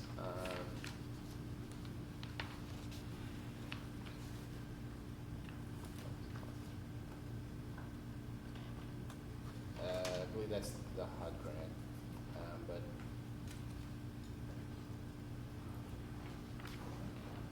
I believe well, yeah, no. So we have the Army Corps, which is the $2 million. This would just be the regular maintenance for that. Yeah. The HUD is more for televising and looking for places to make repairs.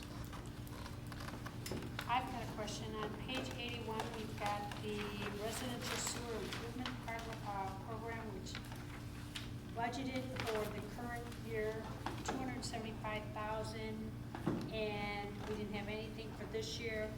And then next, for fiscal year 2027, $50,000. What's going on there?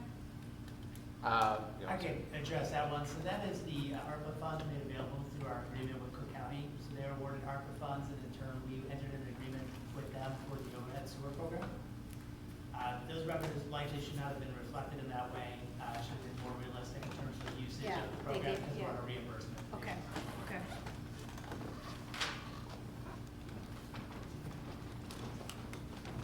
Anything more on sewer fund? Director O'Brien, great job, thank you very much for all your reporting there. And I think now we're on debt service fund. Yep, so that's page 83. For your debt service fund is where you pay principal and interest on your outstanding general obligation debt. The amount that's paid out of that fund is related to the 2015 bond issue. That original issue was $14,500,000, and there's approximately $10 million still outstanding, so we'll continue to make those payments. Just something to note, within that fund description, we have your legal debt limit identified.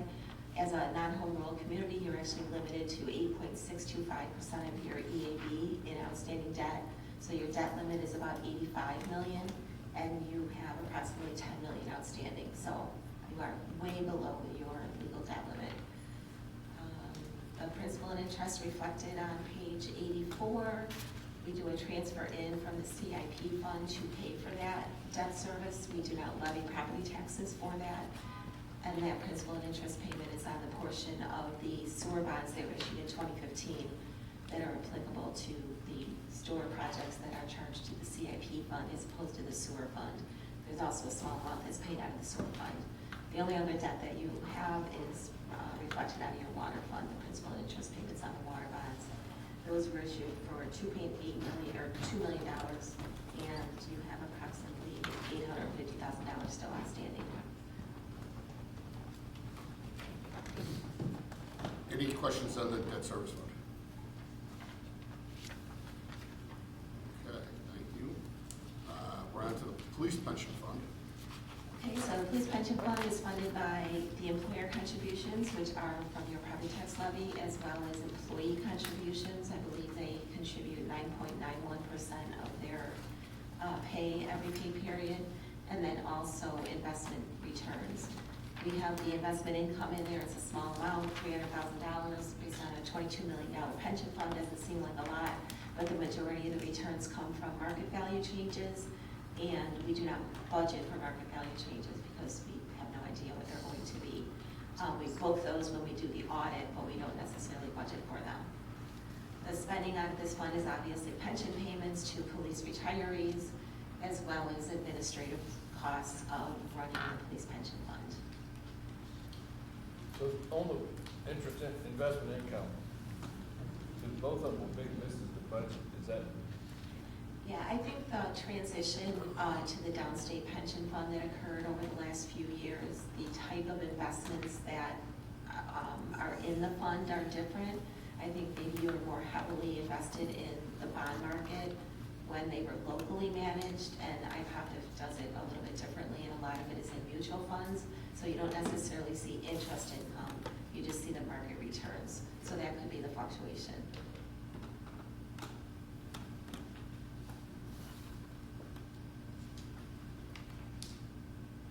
And again, your next up is the fire pension fund, but does anybody have any specific questions that weren't addressed in the police pension fund?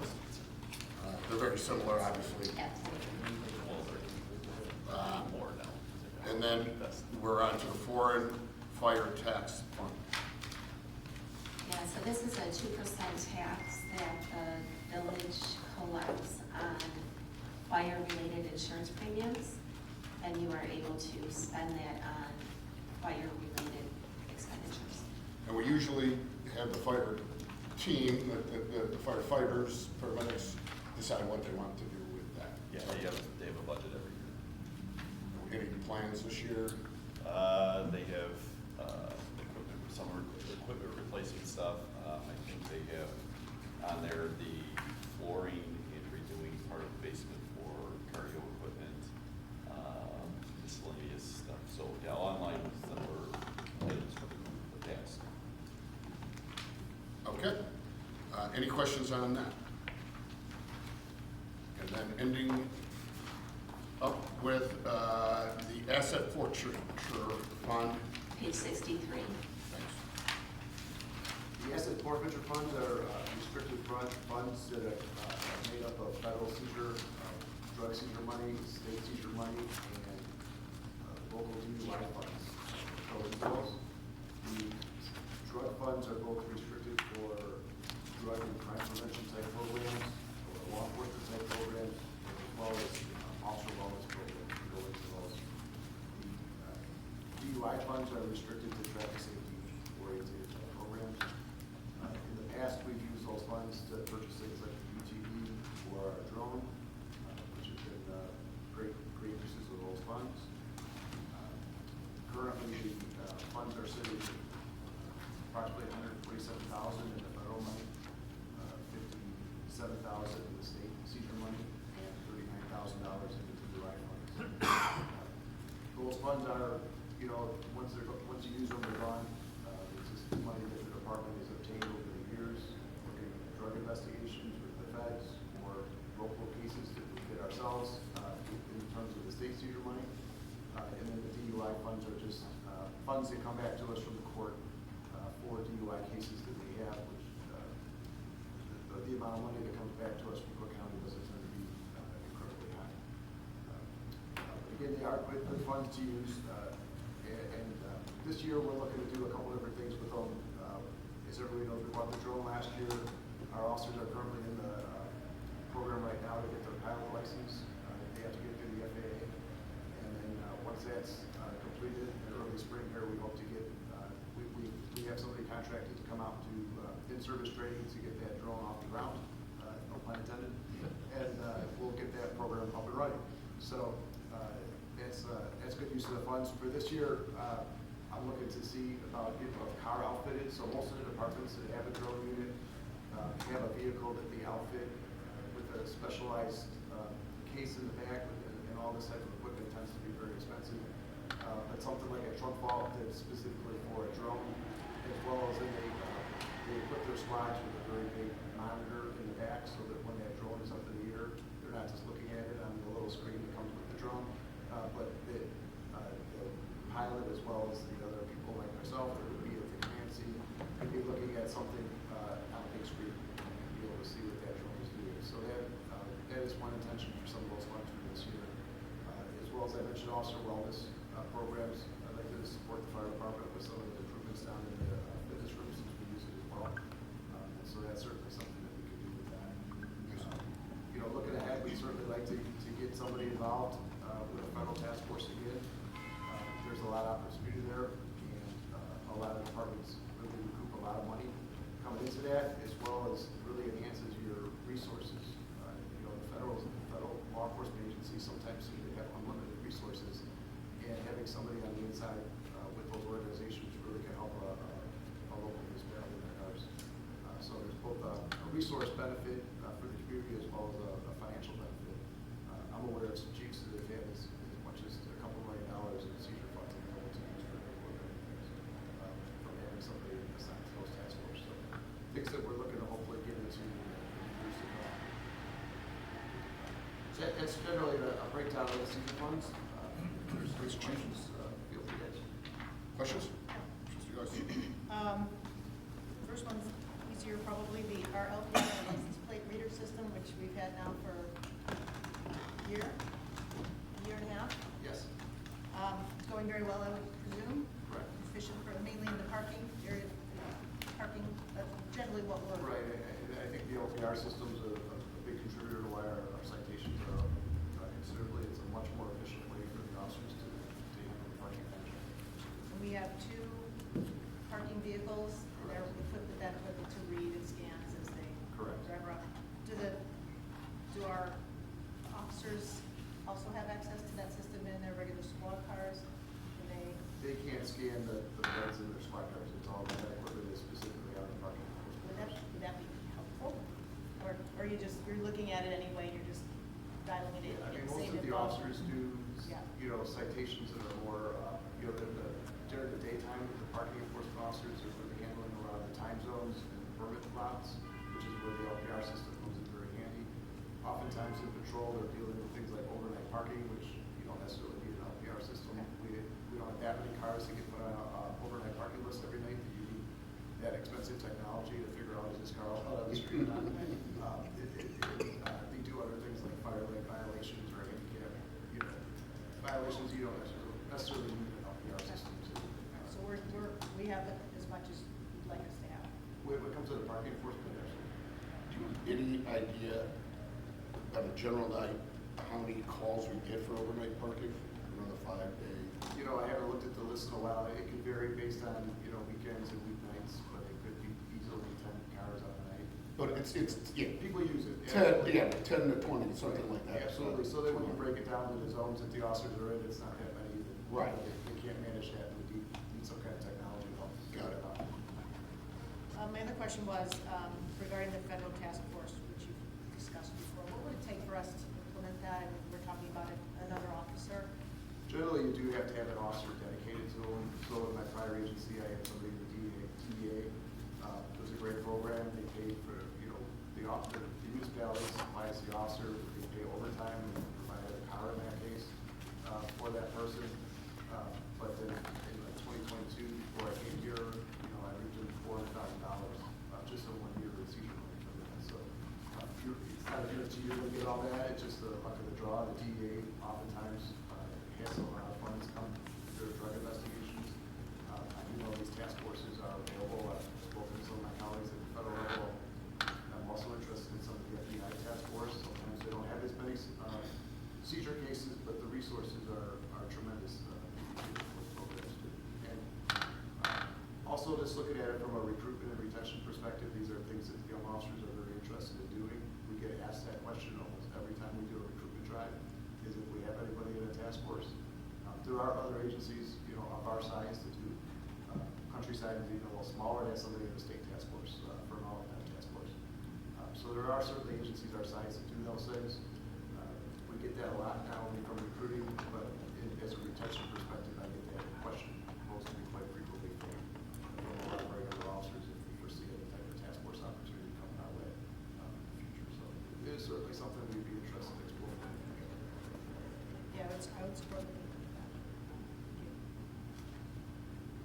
Any other questions before we open it up to public comment? Just lastly, before we wrap things up, I want to thank the board for the discussion and participation today, and thank our staff for the presentations. I was taking notes as we went through our discussion here, so I just want to make sure for the purposes of directing staff that we have some consensus moving forward. I have here for the finance department that we would seek a contract to support that department with the finance director and some other positions to help with the finance department's responsibilities. I have here a summer intern program, which I believe we're looking at for the next proposed budget, as well as we go through and do the e-painting here at Village Hall, that we'll be looking at the windows, making sure that the building is watertight. And then lastly, with the 50/50 sidewalk program, making sure that we have enough funding to support all the needs or demands for the program. So I would suggest that we want to up that budget by about $10,000. And that would include just expanding the notification of it. You mentioned the water bill, she mentioned, and you mentioned. Yeah, we've taken all those notes. Those are not necessarily budget related, but we have those notes for staff, and those will be executed on. And I have one more thing that's not budget specific to what we're talking about today, but overall it's a financial, it would be a financial assist for us on the board when we're reviewing our vouchers at our board meetings twice a month. You know, we have the packet of expenses for that given month. It would be helpful, I think, to have the previous month's voucher there, or the previous year's voucher next to it, so we can see what we're comparing it to, so we can see if there's a jump from month to month, or from this month, this year to this month last year.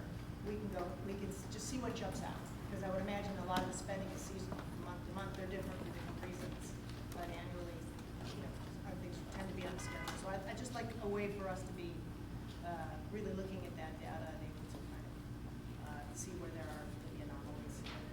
And just in general, I have a few more questions that are complicated, and I'm trying to figure out how I maybe would approach it, but I'll probably talk with you and Anne Marie after the meeting to cover some of those more complicated budget questions that I have. Okay, that's it for me.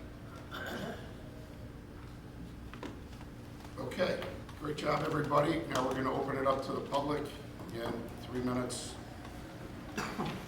If nobody wants to stand up, I'll end the meeting. If anybody wants to talk after John, please stand up so we know somebody wants to talk. After 4 hours, we get 3 minutes. Thank you. Who in the room can confidently say how much the village has in the bank and investment accounts, and prove it with statements from the appropriate institutions?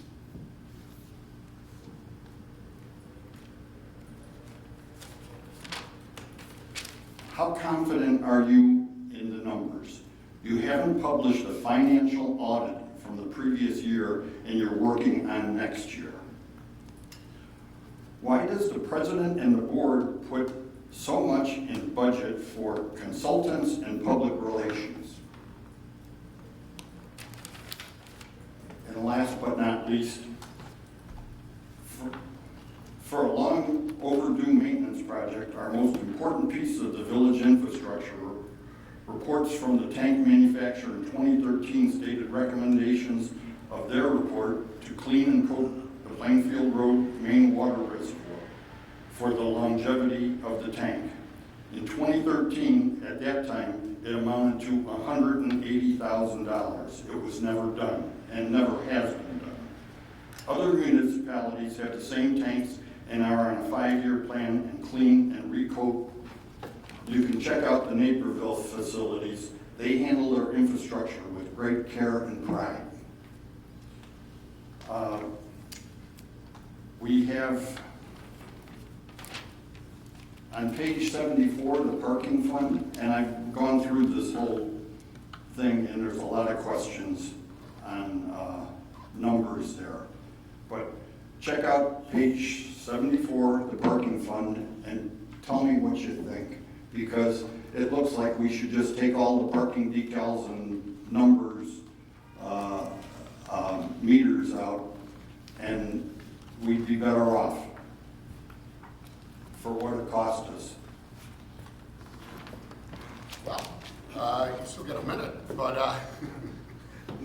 On the parking, part of the parking, the idea though is to regulate, you know, we want 2-hour parking as opposed to somebody sitting there all day.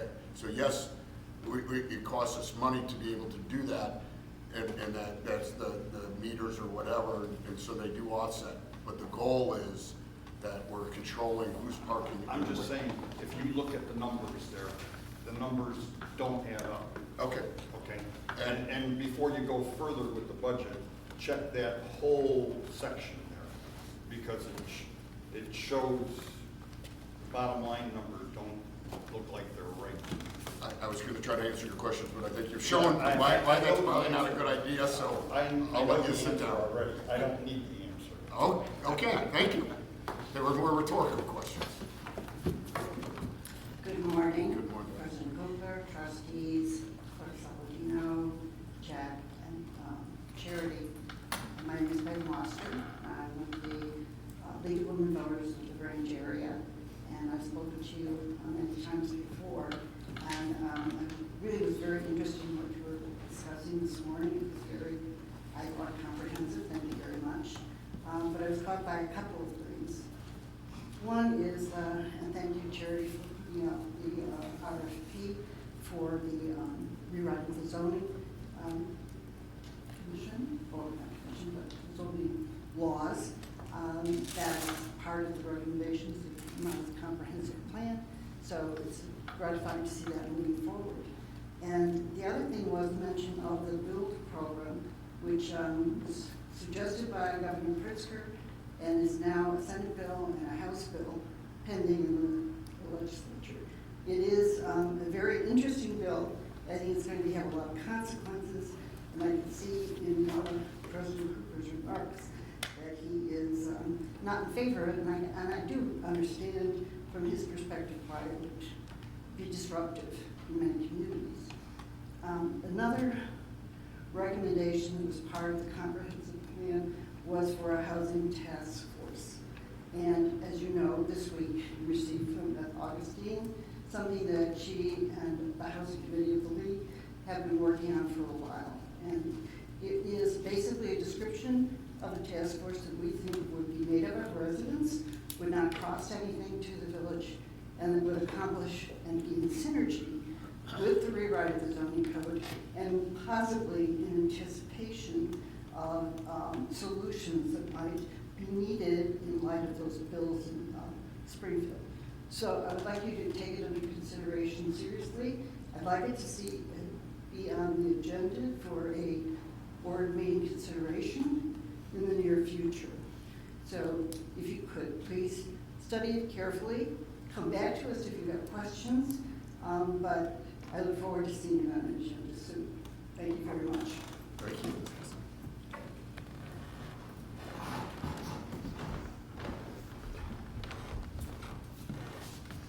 Jonathan Robinson, resident. Basically, I'd like to start with a compliment. Basically, I'm pleased to see the discussions that happened here. It's nice to see, with my own eyes, people questioning anomalies and whatnot, and have that actual conversation. I enjoy that. With the same idea of transparency, as I've been pushing to put more transparency into this. Since this is the budget meeting, I'd like somebody to talk about adding the budget to record the rest of the meeting in one way or another and put those on time. Basically, there's a lot of things that happen in this village that happen, particularly at these smaller meetings or these non-formal meetings. And they are huge to public trust and understanding of what's actually going on, what actually is questioned, and what actually is discussed. And putting that out for the public helps them. Anybody who's looking for it, anybody wants to understand what the parking problem is here, what the fund of this is here. There's little to no access, and so the better the access, the better the participation, the better moving forward. The same thing is we want participation in this government, and a lot of people get better traction not at a trustee meeting, but at these smaller conferences. And you also need commissioners to run those smaller conferences. We struggle to have quorums and so forth, and so the more open, the more understanding people can be, the better. The piece of equipment to my left, I attained for $80. The new latest, greatest version is $220. Every time there's a meeting like this, whoever's taking the meeting minutes has an audio recorder. It's very similar to that. There's even so much just simply to, spend less than $500 on equipment, memory card. batteries and tripod to be able to do that, and have the member of staff, whoever is doing the meeting, members take that recording and then put that online for really, for anybody to see. The other thing I encourage is, if nothing else, and as soon as possible, to start to even take those audio recordings and put them somewhere so that they are accessible and don't have to be requested. It's a very, very, very simple thing. They all exist, and to upload them to wherever is a very simple thing. And so those are my requests. Thank you. Thank you.